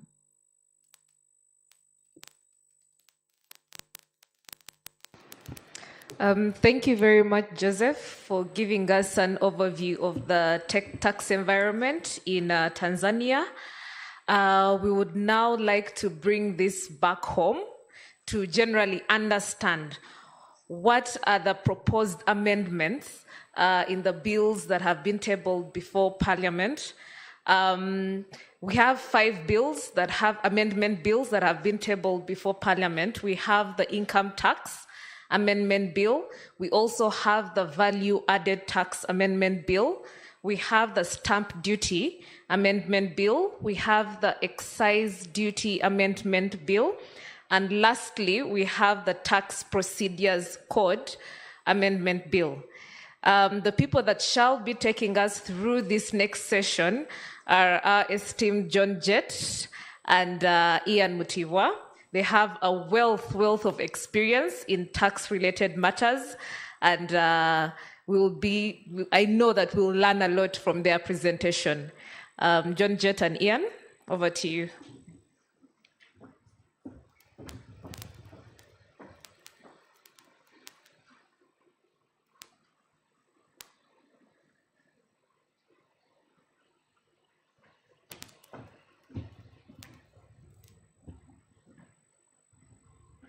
Where are the slides?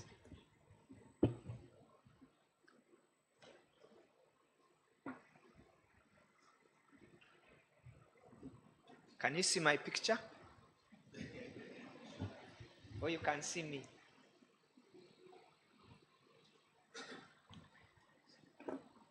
We are going to be very brief, given that we don't have much time.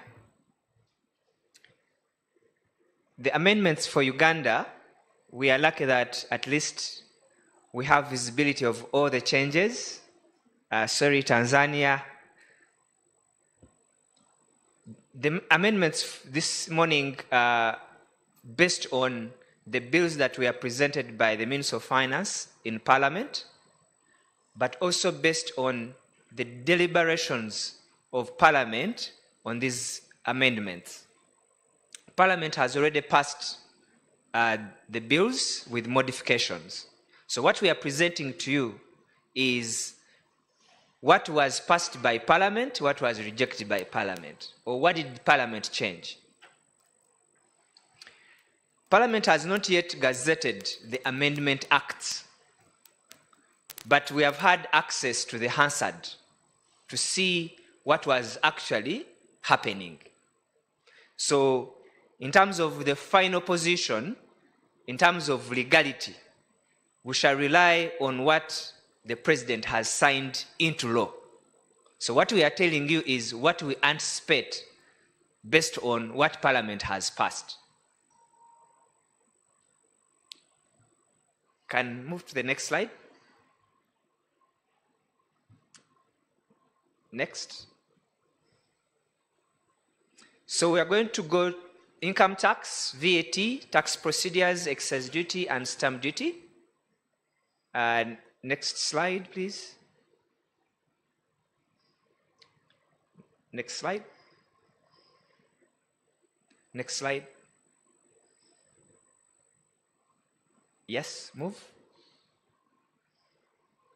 Now, for income tax, it's good to start with the good news. I saw earlier today morning, people were like, which kind of country are we in? There's some good news. And the good news is that for employers or employees, the definition of a retirement fund has been expanded. How?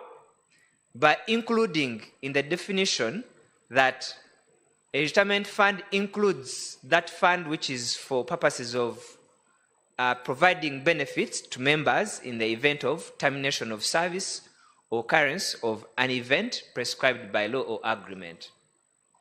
So within the Income Tax Act, when an employer makes a contribution for an employee in a retirement fund on what qualifies as a retirement fund, the employee will not be charged pay as you earn on that contribution. And the employer will also able to claim that expense for corporation tax purposes. Similarly, when a retirement fund pays the employee at the end of them qualifying, there is no tax. So there is a tax advantage there if you're contributing to what qualifies as a retirement fund. So we had a gap in the existing law whereby a retirement fund had to only be for purposes of providing benefits upon retirement or to your family in the event of death.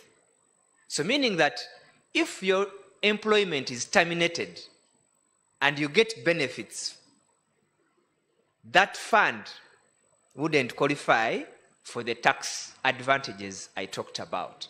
So this means that going forward, employers, now I'm giving you free tax planning, the fee note will be at the door when you're getting out.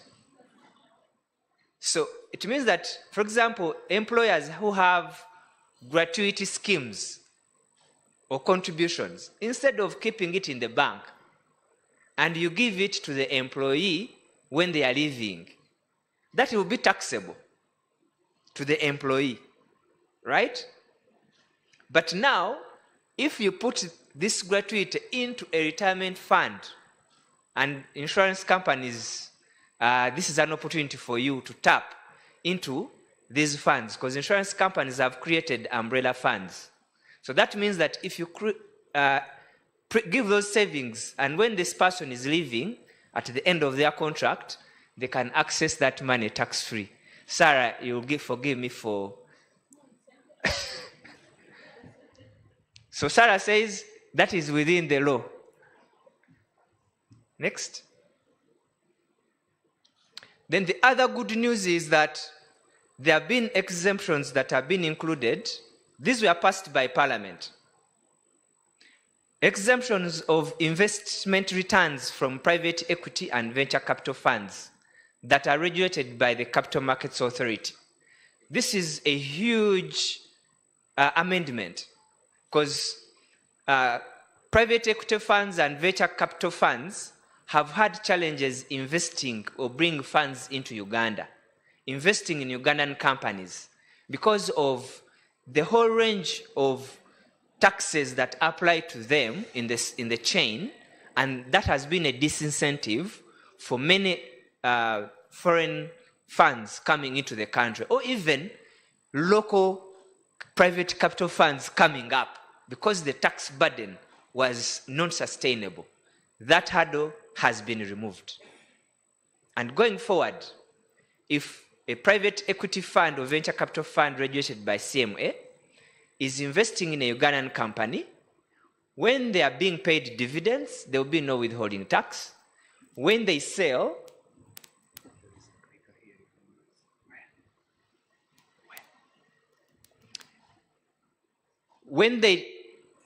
their shareholding, the capital gain will be exempted. So this is an incentive to attract investment into the country, or to encourage local investors to form private equity funds or venture capital funds to support businesses. Remember, we are having challenges of access to capital. So this is addressing that challenge. So it's a good move. Then specialized hospital facilities, electric vehicle manufacturing and related accessories have been listed as strategic projects that qualify for income tax holiday. Again, government is saying that we need to support the investment in specialized hospitals and also in electric vehicle into the country for to protect the environment. So again, this is another good change. The only question is whether, as a country, we are in position to support the manufacturing of electric vehicles and spare parts. That one, in terms of capacity, is still a question. But at least the legal framework is providing for it. Then gain from sale of government securities. When you hold a government security issued by the central bank, you can trade it on the secondary market. You don't have to wait till maturity. So when you would sell it, this amendment is saying that the gain from the sale of such a government security on the secondary market will be exempted from income tax.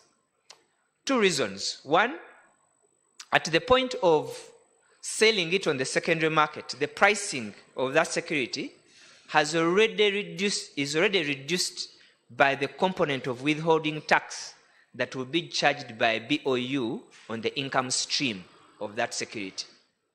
So meaning that whatever you gain is the net of tax. And we know that withholding tax on government securities is a final tax. So taxing that gain again would be double taxation.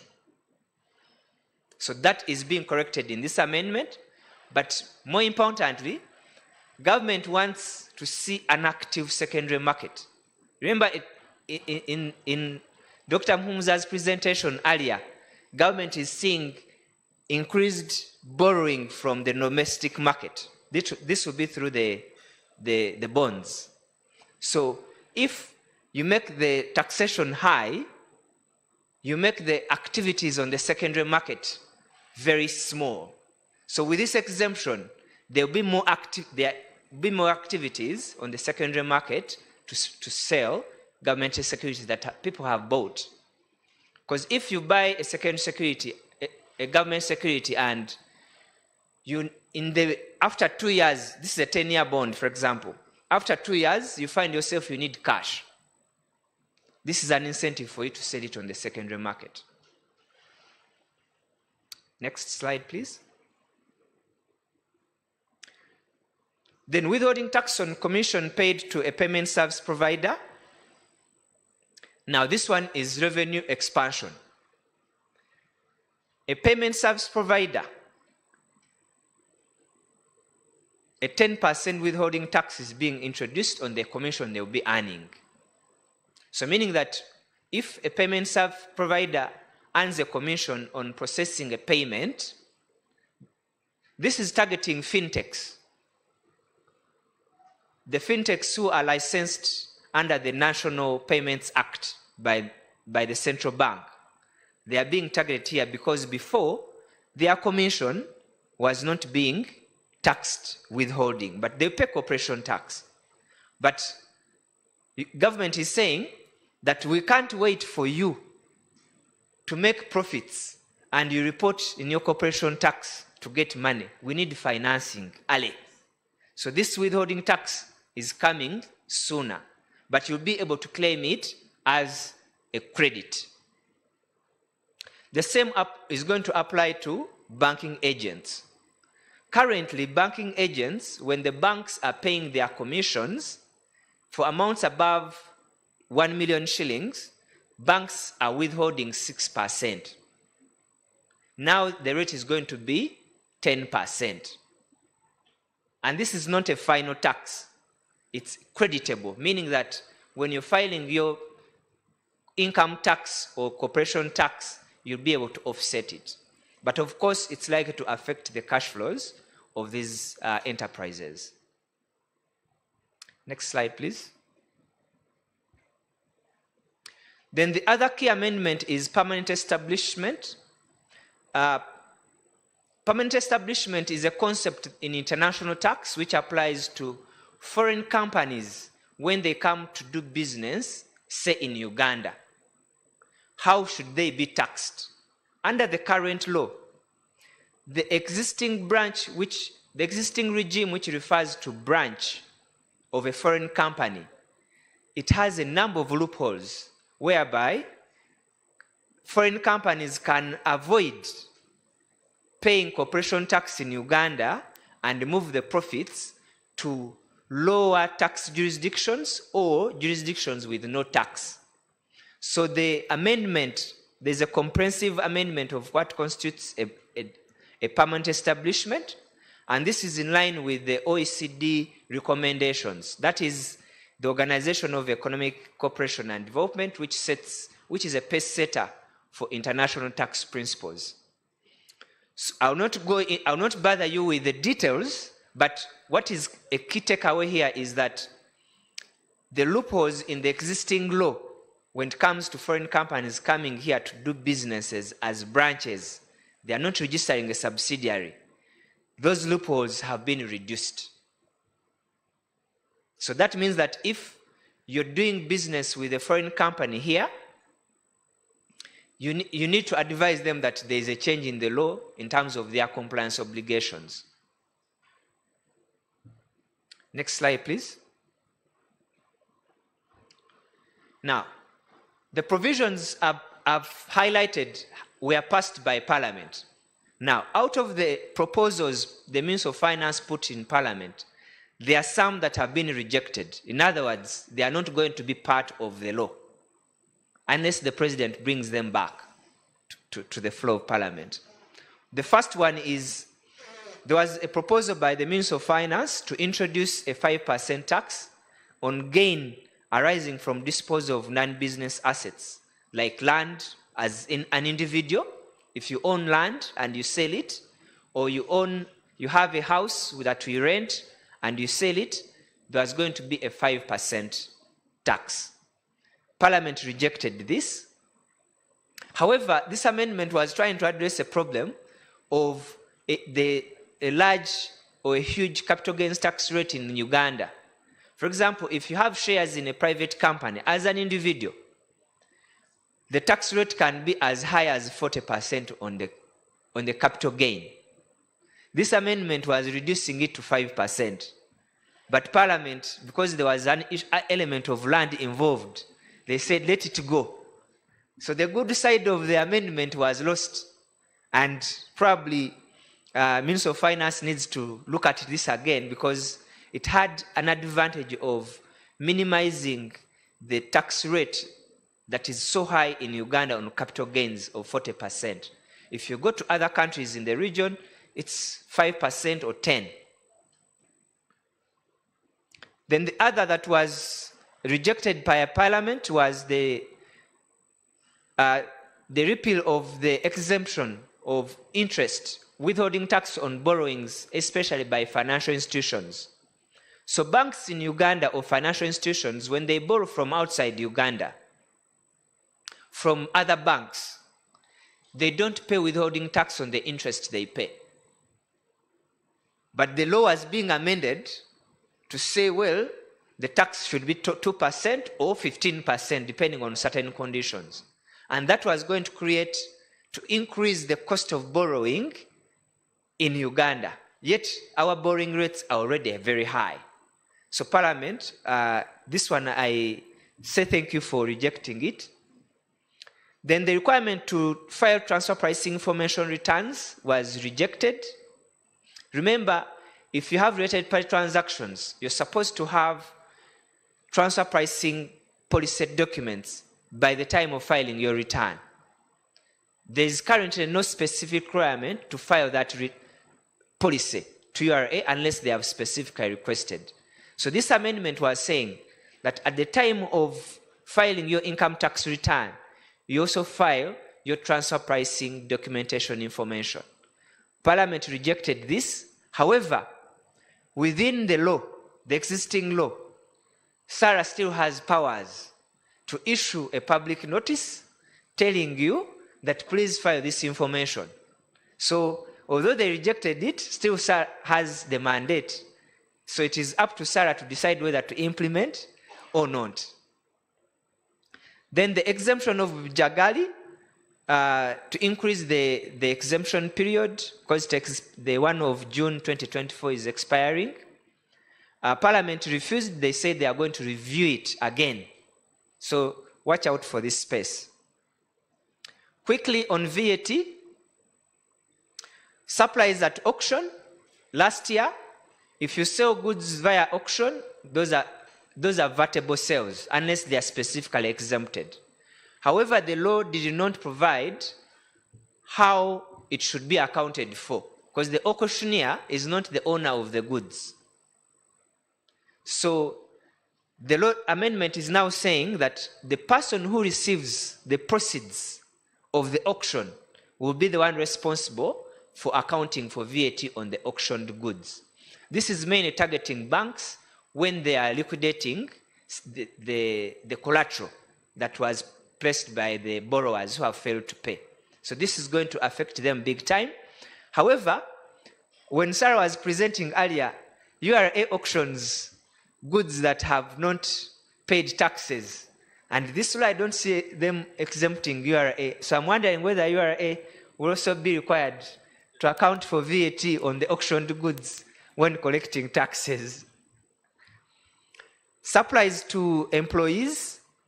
If you're an employer and you give free gifts to an employee and you're VAT registered employer, you're supposed to account for VAT on those goods or services if you are not charging the employee.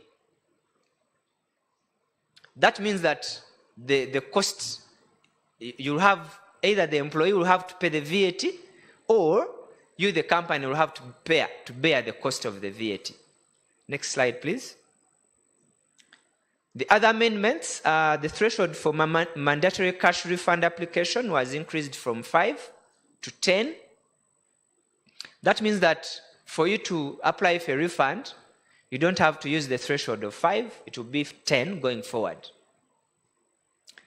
Then the supply of postage stamps, software and installation services to manufacturing companies has been removed from the exemption list. This means that these items going forward are going to attract VAT at 18%. So manufacturers who import software or receive software from non-residents, they are going to incur reverse VAT going forward. Then the following supplies have been stipulated as exempt. Supply of locally manufactured electric vehicles and specified costs at investment stage. This is to promote electric vehicles. Members, please start saving for electric vehicles. Government is removing taxes. Then supply of charging equipment or services for electric vehicles is also going to be exempted going forward. And the supply of cooking stoves and use of ethanol assembled in Uganda up to 30th June 28 will be exempt from VAT. Next slide, please. Within VAT, there are some proposals by means of finance that Parliament rejected. And these are the exclusion of commercial farmers from the category of taxpayers that are eligible for voluntary registration. So commercial farmers deal in produce, which are exempt from VAT. So ideally, they are not supposed to register for VAT. But because on their costs, they are charged VAT under the existing law, they would be able to claim for a refund of that VAT. That amendment was saying, no, let them not register and therefore not be eligible for claiming. Parliament is saying, no, these commercial farmers need to be entitled to this facility. Then the proposal to authorize URA to impose liability on withholding agents who did not withhold VAT on eligible payment.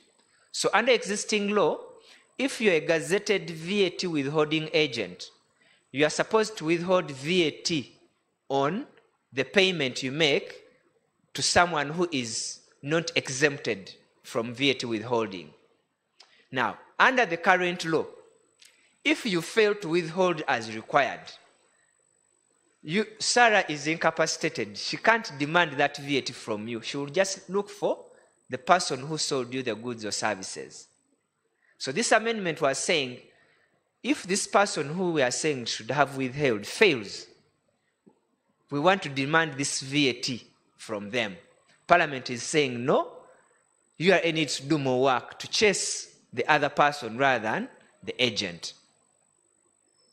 Then the transfer of supplies of pesticides, hose, seeds, and fertilizers from zero rated to exemption list was also rejected, because this meant that these suppliers would not be able to claim for VAT refunds of their expenses.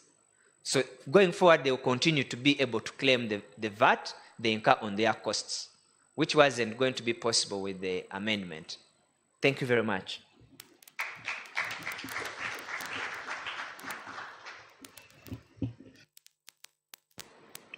Thank you, Jet. I'll also take you through other amendments, but before I do that, the imposition of VAT on auctioning of assets, even by financial institutions, poses a risk, because that means it increases the cost of a borrower. At auction means you fail to pay. So your failure for payment, let's say you owe 10 million, you now owe 10 million plus 18%, which then becomes interesting, because the bank can then come after you personally for the balance of the payment.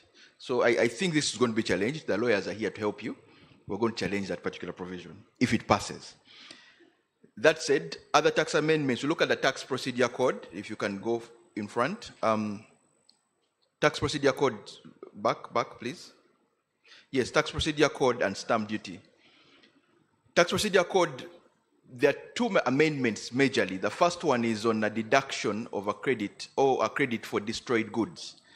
The URA is saying before you claim the deduction or the credit, they should confirm that those goods have been destroyed. They should see the goods have been destroyed. So you cannot claim it without them having that knowledge of those destroyed goods.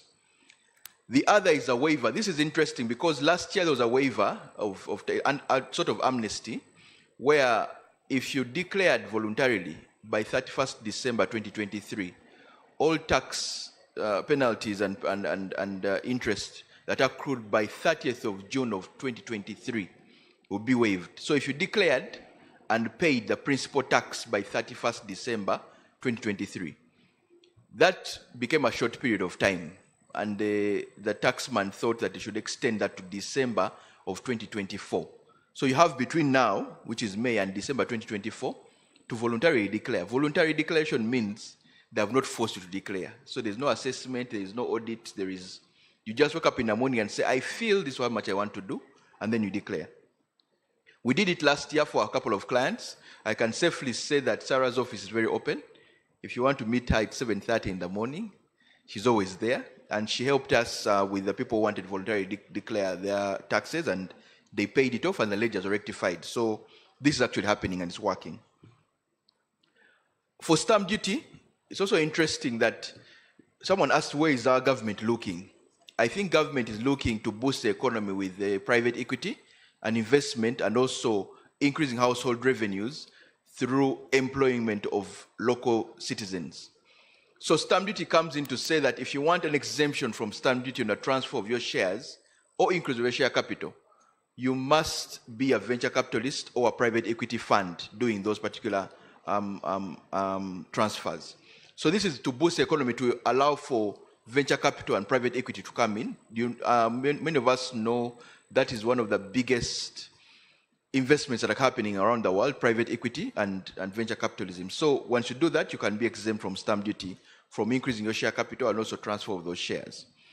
Then the other way of exempting instruments through employment of Ugandans. Now this is also interesting because before it was just employing 70% of citizens.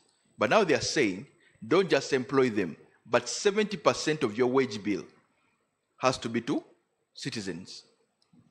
So they're increasing household income, what Doctor was talking about, increase household incomes, but you also get that exemption. This stamp duty is important because most of these people who are doing these special projects want land, and land on transfer of land is 1.5% or 1% of a lease. So they're trying to create those particular incentives. Then, of course, as Jet said, electric cars. Once you're manufacturing electric cars, stamp duty is also, you're also exempt from stamp duty. And also hospitals. Before it was National Referral Hospital, but now it encompasses a wider range of hospitals, including a specialized hospital, or specialized hospitals as they'll keep coming up. Next slide. This is what I call sin tax. This tax is imposed to those who want to sin in driving motor vehicles, taking beer, taking sweets and things like that, and also importing goods that are rather manufactured in Uganda. So what the government does is that it imposes a tax on some of those aspects so that they deter you from either consumption of those goods or they collect more money because they are luxury or what we call goods of ostentation. So one of the most common that's coming out now is increase of tax on gasoline. I think if you go to the next slide. Yes, item number 2 and 3 and 4, gasoline, motor oil, and also kerosene. I don't know who still uses kerosene, but those who go for Kasuzekatia usually carry a jerrycan of kerosene. But they've increased the price from 1,450 to 1,550 per liter.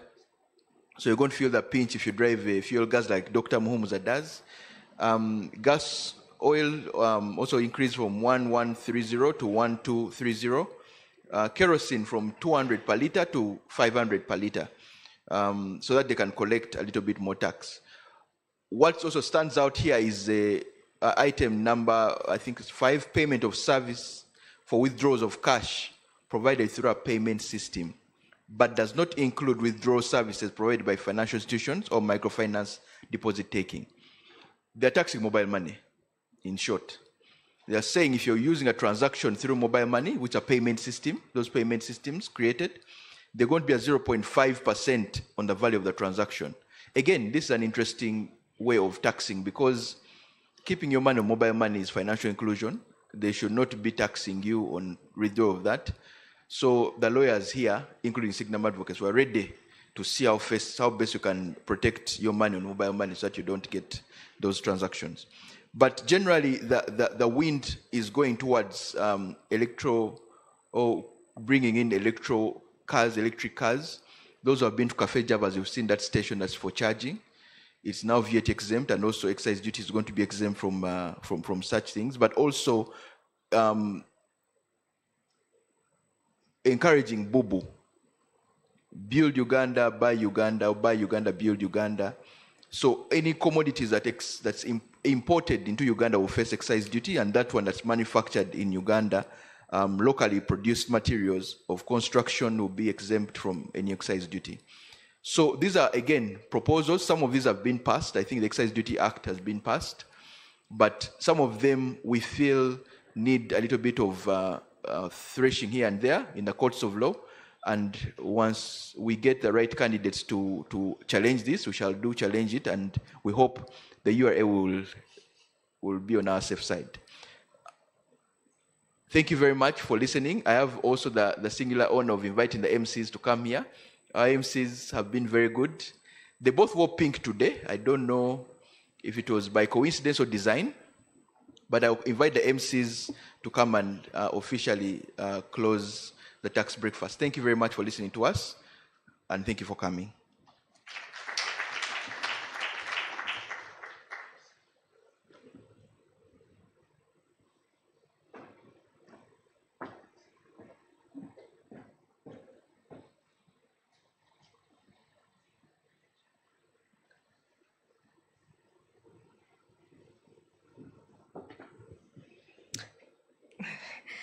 Thank you very much, Ian and John Jett, for that presentation.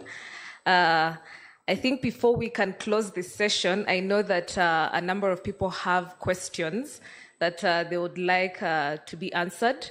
So for that particular session, we are going to have Mr. Edwin Michael Echiva. He's an advocate and a tax consultant, and he currently works with BDO East Africa as a tax legal consultant. But prior to that, he worked with K&K Advocates as an advocate, but also with Ernst & Young. So he's going to be taking us through that session. If we have any questions for Dr. Muhumuza, if we have any other questions for Miss Sarah, if we have questions for John Jett and Ian, please, we can bring them along. Thank you.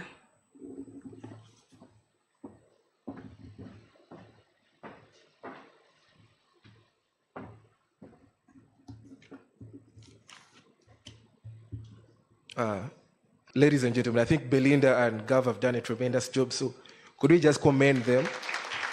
They've steered the debate to the highest aims it is. And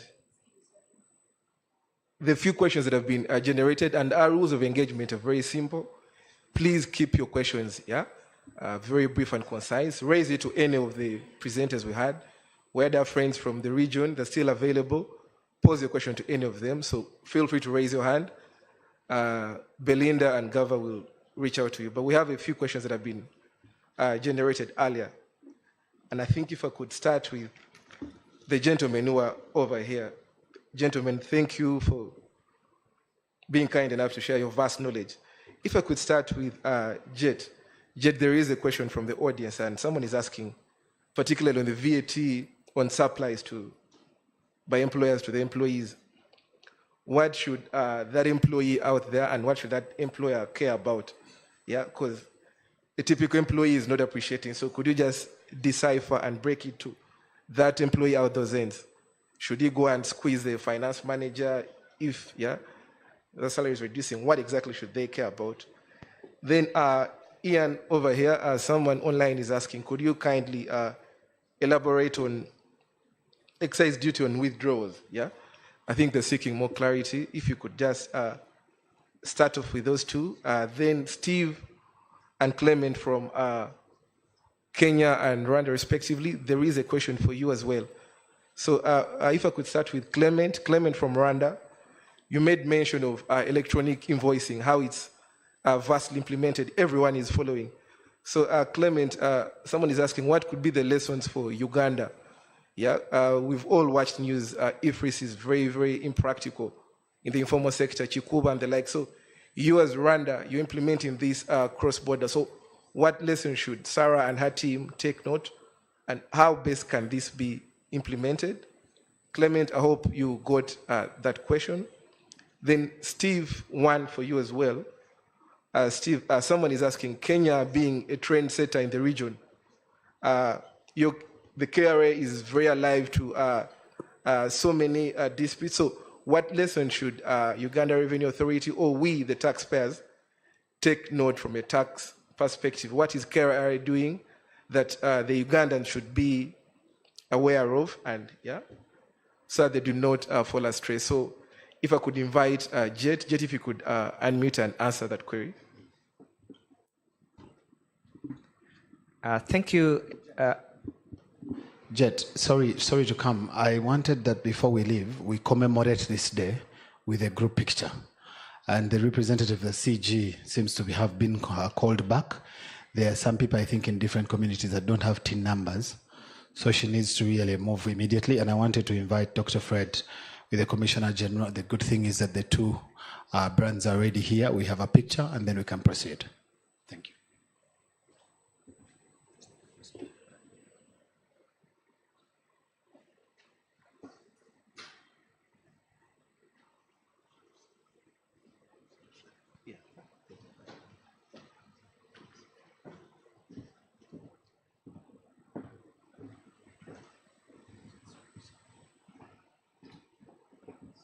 The rest of us participate in this picture by clapping for them. That's the only way we can, because they are representing all of us. Yes.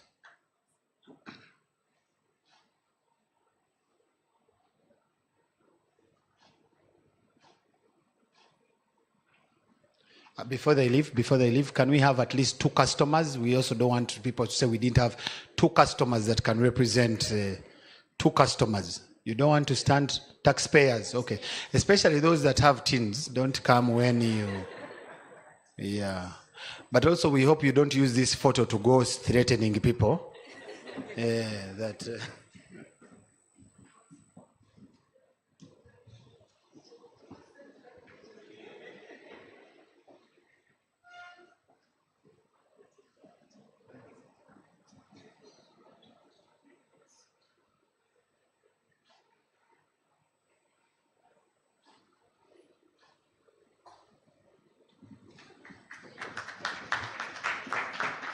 Ladies and gentlemen, we can do better. The CDT is departing, so let's appreciate.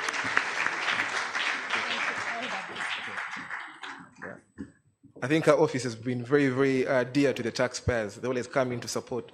So back to our dear panelists. In the interest of time, we request that, even the answers be kept very, very concise and precise. So over to you, Jet. Thank you, Edwin. So the question I have is on the VAT on gifts to employees, how is it going to work? So the law is imposing the obligation to account for VAT on those items on the employer. In other words, if, let's say, the item is worth 100,000 Uganda shillings, and you're giving it to the employee, and the employee is not paying for it, that 100,000 shillings is deemed to be VAT inclusive. In other words, you'd have to value that item.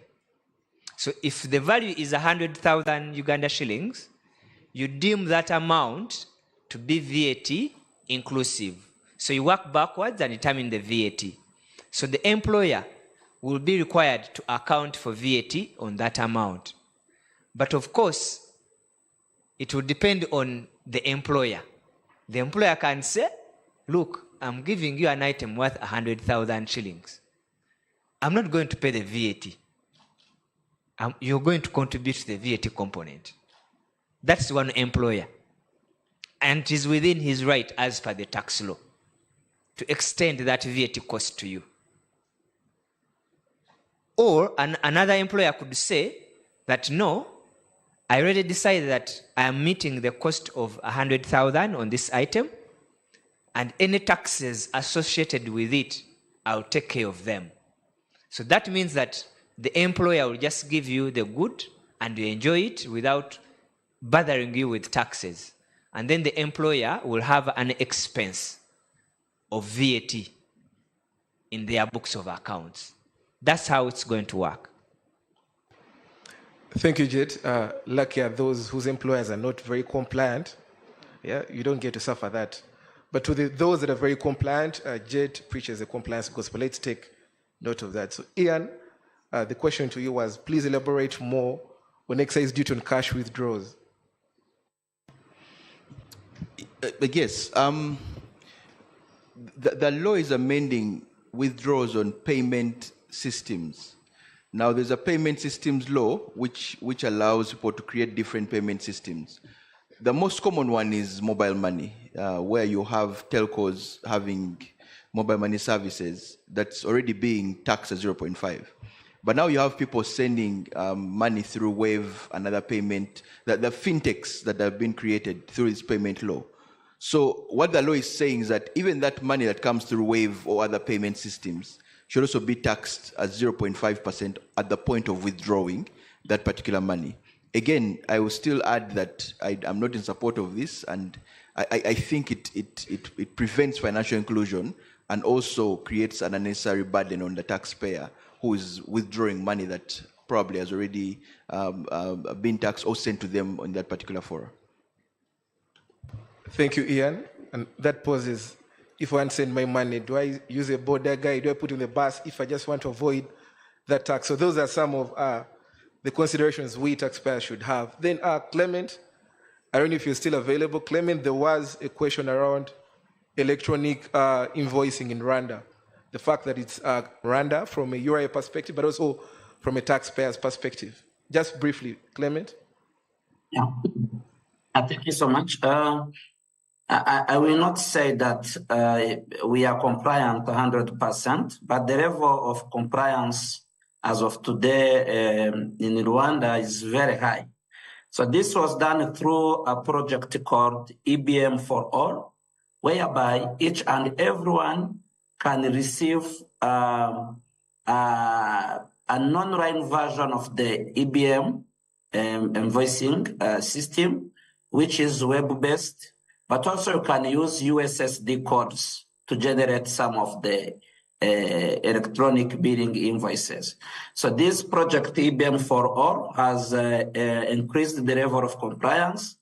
And I may say that currently in the DNA of each and every taxpayer, there is a compliance need, whereby whenever you are requesting for a service, even if you are going in a bar, in a coffee shop, you are required to request for a receipt.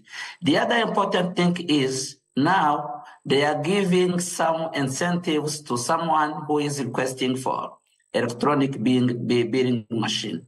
So if you are the final consumer, you will be given at least 10% of the VAT. So you see, if you are to be given 10% of the VAT on each and every electronic billing invoice you request, so you are always having a reason to request for it. So I think it's a matter of awareness campaign and of course enrolling the program of EBM for all. So that's what I think also can work from Ugandan perspective. If you allow some more VAT rewards in terms of giving a percentage of the corrected VAT to the final consumer, this will boost and increase the compliance level. I submit. Thank you, Clement.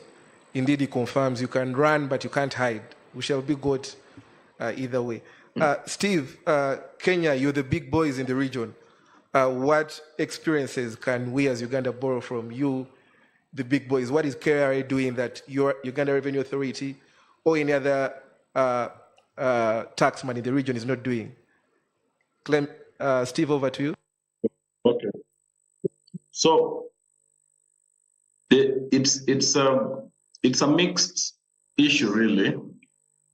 There are things that Kenya gets right, and there are also things that Kenya gets wrong.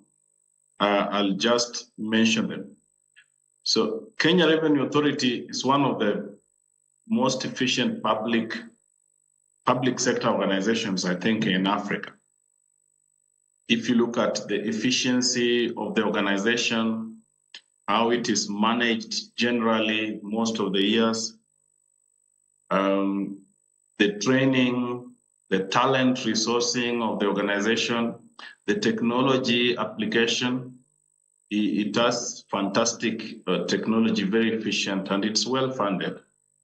The main thing here is resourcing technology and rigorous training is something that if you put in place, you can achieve the level of efficiency and effectiveness of KRA. In fact, it is so efficient that even other taxes or other levies that are supposed to be collected by the other agencies have been assigned to it to be the one to collect. So in terms of administrative capacity or technical capacity of the organization, this is something to be learned.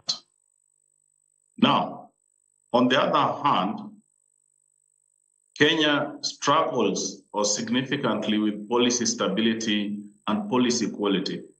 So if you look at fiscal policy in Kenya, there are certain industries that Kenya has made massive mistakes in terms of the fiscal policy.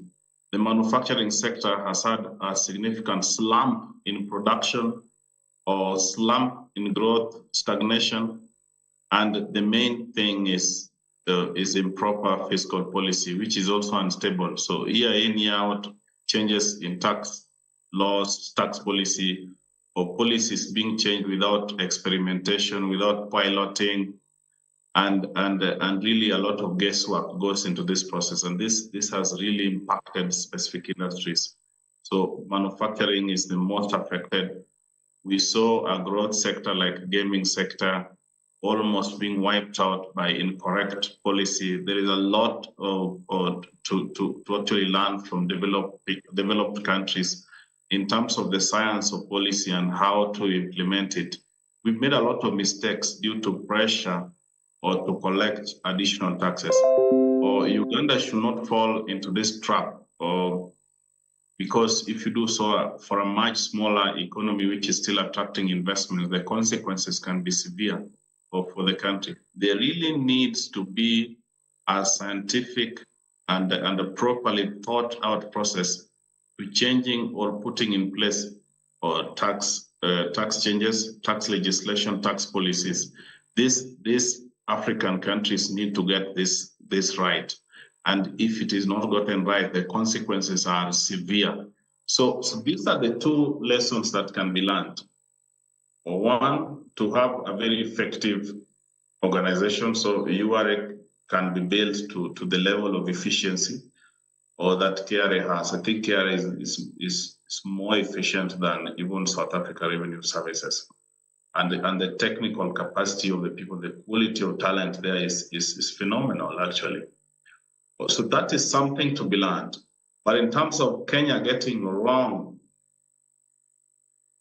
their fiscal policy and the mistakes that the country has made and how they have impacted the critical sectors of growth, manufacturing, agriculture, real estate, we are not very good at policy stability generally. So this is a mistake that you can learn from Kenya and then avoid repeating. Thank you very much, Steve.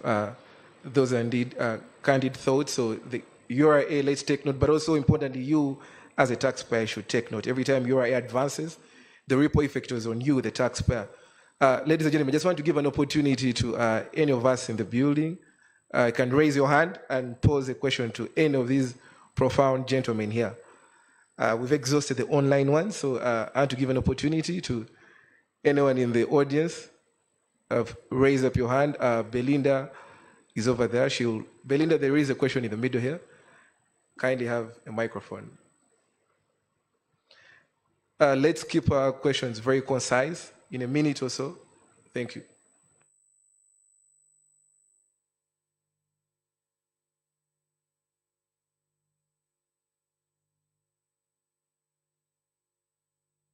Thank you so much. My name is Godfrey Waengera from Compassion. Mine will go to Dr. Muhumuza. When we look at the budget proposals, 72 trillion and whatever it is, the challenge is going to be in raising local revenue locally. So what advice would you give to government without necessarily impacting the taxpayers adversely? Thank you, Godfrey. There's a question at the back. Yes, my name is Yakub Birongi. My question goes to Dr. Tu. Doctor, through your policy guideline campaign, how are you going to lobby government to have that threshold increase from the 235 to 500? My thoughts are even to go to 1 million, so that people can have some saving, so they can save into their circles and also have some more money to spend.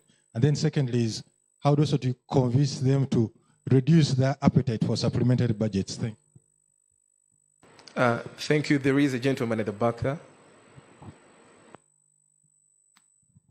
Good afternoon, everyone. Yeah, my name is Alan Kasozi. My question goes to Jet. There's been a recent outcry from the traders about IFRIS, whatever they said. So my query is, in your view and experience, how do you think the government can roll it out so it can actually meet the intended purpose? Because it seems there's a misconception to the traders. Thank you. Thank you, Alan. If you could first attend to those three, then we shall get back. Doctor, there are two patients there that need some advice. Kindly attend to them. Then Jet. Thank you very much. I think it's an easier route. The 72 trillion, only about 31 is supposed to come from taxes. We don't see that coming through because of the realities that we foresee ahead. So maybe URA will be able to raise possibly about 28. Now, the challenge then will be shifted to borrowing, which now brings in the other complication on who else is going to be affected. When rates increase, the banking sector not only mobilizes money to lend at a higher cost, which they will pass on to the borrowers, but they also do what we call screening. Even if the interest rate is 20, I will still decide who to lend to and who not to lend to. So quite a number of people will not be affected by the interest rate cost, but they will actually be excluded. They will not access the banks because of the risks embedded where they are, especially the ones dealing with government, because I've seen government arrears positively related with non-performing assets. So a lot of banks are now no longer lending to people whose business is directly linked to government processes. So the distortions are going to be more in the area of even those who are not paying taxes, they will feel the pain because of those distortions. And that's why the Moody's of this world are in that mode of judging the entire government policy without necessarily singling out its impact in the numbers, but rather the impact in terms of that behavior of government charging more and then being absent when people want it on the ground. So investors will feel it, that some of them will not get the money, some of them may not get paid. Quite often will not get to 72 trillion anyway. We never reach the expenditure of that budget. We do cut. Unfortunately, quite often we cut non-wage. So you pay a nurse and then cut the drugs, cut the bandages. At the end of the day, the nurse doesn't work. And those become costs on the economy in other ways. So it's going to be a little bit problematic, which is why we are saying, can we raise the threshold on payee so that if I go to the clinic and there are no drugs, at least I have more money, I can go to the pharmacy and buy for myself. So in that way, the pharmacists will exist. I will have been treated. I will be happy with Mr. Government. And I'm going to coincide with the political system because for me, raising that threshold has political and economic advantages. I intend to amplify more the political advantages, much as the benefit is going to be political. So maybe we'll put that in the manifesto towards 2026.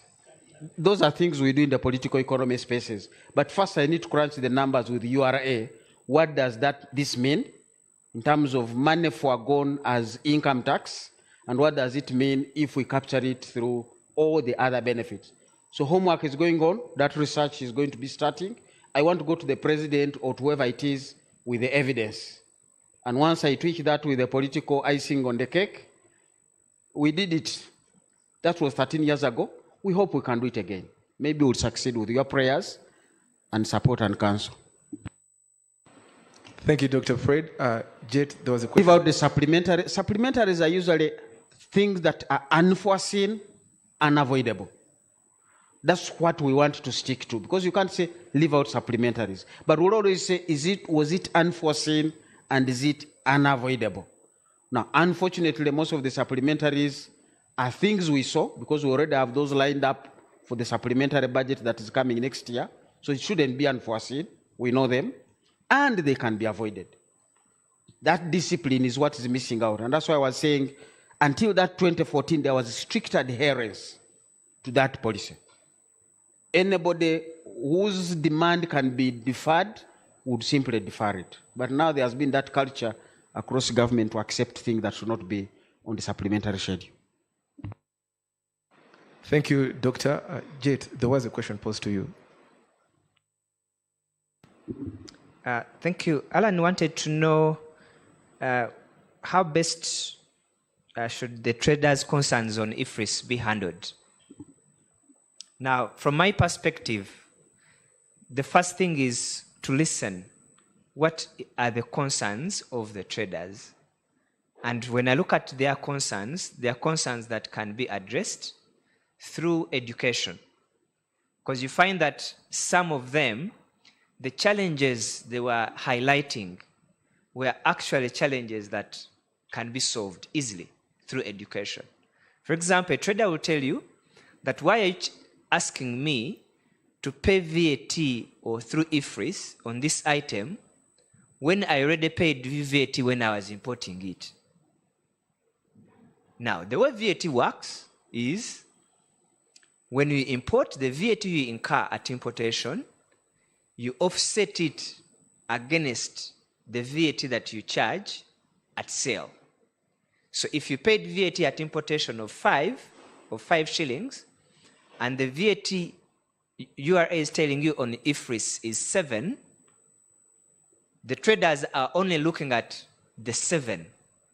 Or URA wants 7 without telling them that, oh, there's this credit of 5 you paid at importation. So what you should be paying us is 7 minus 5, which is 2. So the impression that the traders have is URA wants the 5, which they already have, and now they want more 7. That is not sustainable. So through that interaction engagement, because I think the implementation was more towards give us the 7 without looking at, but you also paid already the 5. So I believe through that interaction of listening to the traders' challenges, solutions could have been found. And I believe this experience has given us lessons to learn from, and we should be able to do better going forward. Of course, there are some traders who are not used to paying taxes, domestic taxes at all. They import, and at importation they have paid, no further taxes are payable. URA wasn't following them up. Now, URA is doing a full 360 enforcement at once. This is somebody who needs to be walked slowly. Don't start from running. They are not used even to walking. Now you're telling them to run. So there needed to be a gradual process of bringing on board these traders through interaction, education, and also enforcing the rules, not 100%, but gradually. Start with 40%, 50, 60, 70, till you get there. But the way it was approached, in my view, is what created the complexity. But there are solutions, because some of the other challenges they had was some of the sales we make are on credit. Why are you asking me to pay you VAT I have not yet collected from my customer? That's a valid concern. Now, within the law, there's a solution to that. If your annual sales are not more than 500 million, you are entitled to use cash accounting. You only pay VAT when your customer has paid you. But URA hadn't implemented this within the IFRS system. It is there in the law.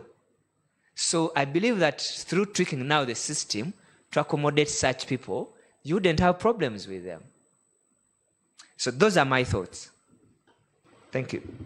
Thank you, Jet. And I think the BDO and Signam teams in the House, we can attend to you. We can discuss such concerns. If risk compliance, we can discuss it at length. So feel free to reach out to any BDO and Signam team in the House. They'll be candid enough to support you.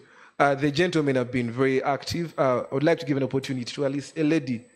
Belinda, there was a lady over here that had raised her hand. Kindly. Good afternoon.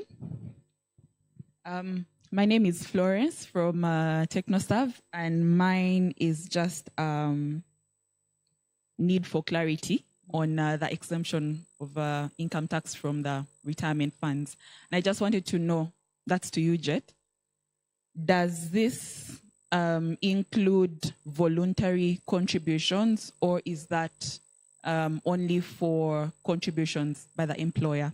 And so if it then does include voluntary contributions, does that mean that that amount that an employee voluntarily contributes would then be deductible for payee? Thank you very much. There is another lady over here. Yes. Good morning. My name is Angela. My question is directed to Jet as well. I just wanted you to expound on that last comment you made about the cash accounting, because it's a problem that I currently face in my business. If you could expound more on it, about invoicing, and then you get paid later, but then you still have to file for VAT returns. So, yeah. Thank you. Any last question? There is another lady over there. Belinda, the last lady over there.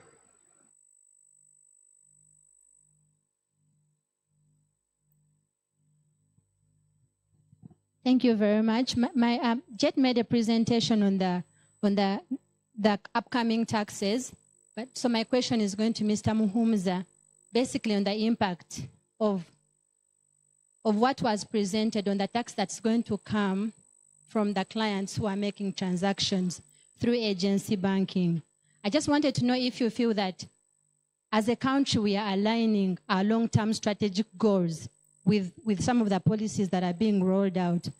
I thought, for instance, that government should be able to put in place such taxes when we have sufficient, for instance, financial institutions having a spread across the country. Because if someone, by the time someone goes for agency banking, it means they already don't probably have smartphones to do transactions through their phone. Then they can't even help themselves, so they can only use an agent, and they're already being charged excise duty. So isn't this going to, like in the long term, reduce the bankability? Because Uganda is already one of the countries that has the lowest population that's banked. So how does that align with our long-term strategic goal as a country? Thank you. I think we can have those. Jet, the ladies are shooting tax shots at you. So if you could be kind enough to address the... I need council's protection. Florence, your question of voluntary contributions, are they also covered in terms of reducing your pay liability, right? The answer is unfortunately no. Because first of all, the law is saying that when the employer pays for you, we are not going to, ordinarily that is a taxable benefit. The law is saying if it is a retirement fund, we shall not tax it on the employee. So that means that if now you, the employee, you say as part of my savings, I want also to add to my savings into this fund, that under the current tax law, you cannot be able to reduce your pay with it. Angela, on cash accounting, so within the VAT law, there are two cash accounting options. What cash accounting means is you invoice for a good or a service to your customer. A customer can pay you 1 month later, 2 months later, 3 months later, sometimes 6 months or a year, right? Because of cash flow challenges. But the question is, if you have issued the invoice, at what point should, and it has VAT, should URA wait as well till you are paid, or you need to find money somewhere else and you find the VAT component? So cash accounting comes and says, no, URA, you should also wait until this person is paid. Now, the law provides for two options. One is if you are invoicing government, government is a perennial late payer. And Parliament said, no, let's have a solution where if we invoice government, URA, you should wait until government pays this person. That's when you'll get the VAT. And under IFRIS, IFRIS has been programmed to accept or to demand VAT from you when it is an invoice to government, only when you have been paid. So that one is automatic. You just need to fill your returns right. The challenge is with non-government customers who also take long to pay. Now, for those ones, you have to meet the threshold of 500 million Uganda shillings annual revenue. You shouldn't exceed it. If you exceed it, government expects that for you, you have the financial muscle to pay VAT to URA even when your customers haven't paid you. But if your annual revenue is not more than 500 million shillings, the law is saying that you can be able to pay VAT to URA only when you are paid by your customer.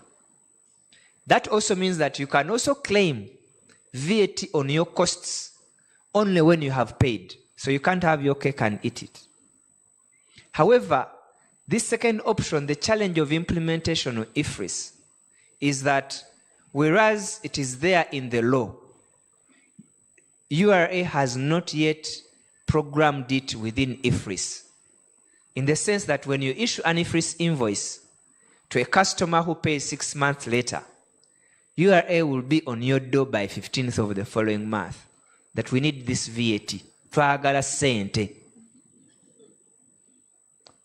And if you tell URA that, look, the customer has not yet paid me, they say, no, we want money. So this is an administrative aspect on the URA's part to configure their system to also recognize that such people should only be demanded VAT when they have been paid. I hope that helps, Angela. But I'm available after this to discuss it further. Yes, Doctor, there was a question posed to you as well.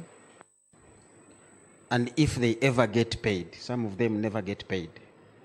Because this company is supposed to pay you goes bankrupt. So it's more complicated. And I think the agency banking, sometimes we throw policy out there and say, can we watch? Then we shall review. So it's not very clear exactly what the total impact of this, their costs and benefits, but some of them we can predict what will happen. But we want to watch. Of course, the economy is changing. Some banks, up to 40% of their business has shifted to agent banking. So you want to go there and say, what is happening there? How much money can I pick now that these agents are earning more money? And that process has shifted. The normal routes that we are paying taxes, people are now in those spaces. But there are also other platforms that were not visible in that space. So mobile money or electronic systems and platforms is a new venture that we sometimes allow policy to investigate. But I would expect a continuous process to keep learning what the impact of this is. Of course, we are assuming the additional cost of tax would not make you call a border or board a bus to go and pay 1 million in Arua. You will still find that it is still beneficial for you to pay the tax compared to the tax cost obligation. It's a cost-benefit analysis, but as I've said, we'll keep watching that space so that after 1 year, we'll have information on what has transpired. I do not expect it to negatively affect the trend that we have taken on with regard to financial inclusion. Maybe something that we may add are thresholds. To say if people are transacting below 200,000 or 100,000, those ones don't tax, really. The poor people are trying to exist. If Muhumza is sending to Jet 1 million, if you pick some 15,000 off them, after all, they were about to spend it on a beer if they had met physically. So that is going to be the additional, but let's get the data, let's analyze it. It's a policy we are going to watch. Thank you. Thank you, Dr. Fred. Ladies and gentlemen, the debate can't be exhausted in here. The debate carries on even after this. Hashtag is up and running. Any of the BDO members are in here. Reach out to them. But let's appreciate these profound gentlemen. Yeah, they've been kind enough to break down these bills, but most importantly, how they relate to businesses, we as taxpayers, we as consultants. So thank you, Ian, thank you, Jet, and thank you, Dr. Fred. I'll hand over back to the MC. Thank you.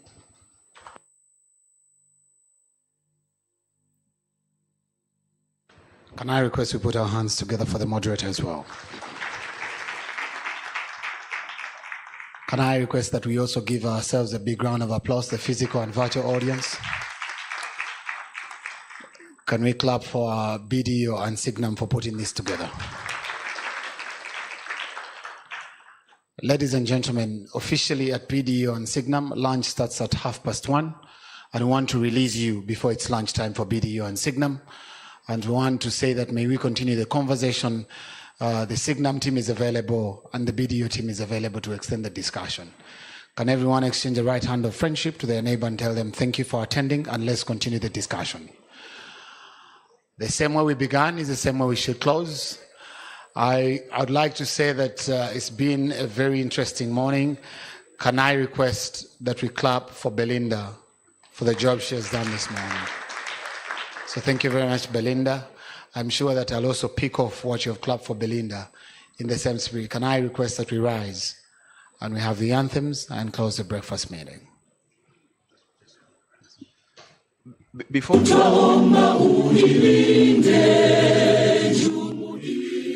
Sorry.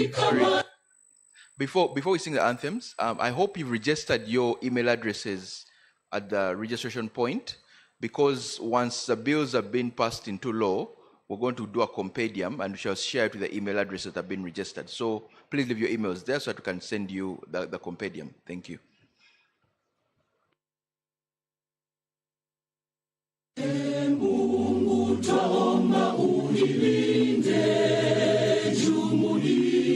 Afrika Mashariki, tuwezeshe kuishi kwa amani, tutimize na malengo yetu. Jumuiya yetu sote tulilinde, tuajibike, tuimarike. Umoja wetu ni nguzo yetu, idumu jumuiya yetu.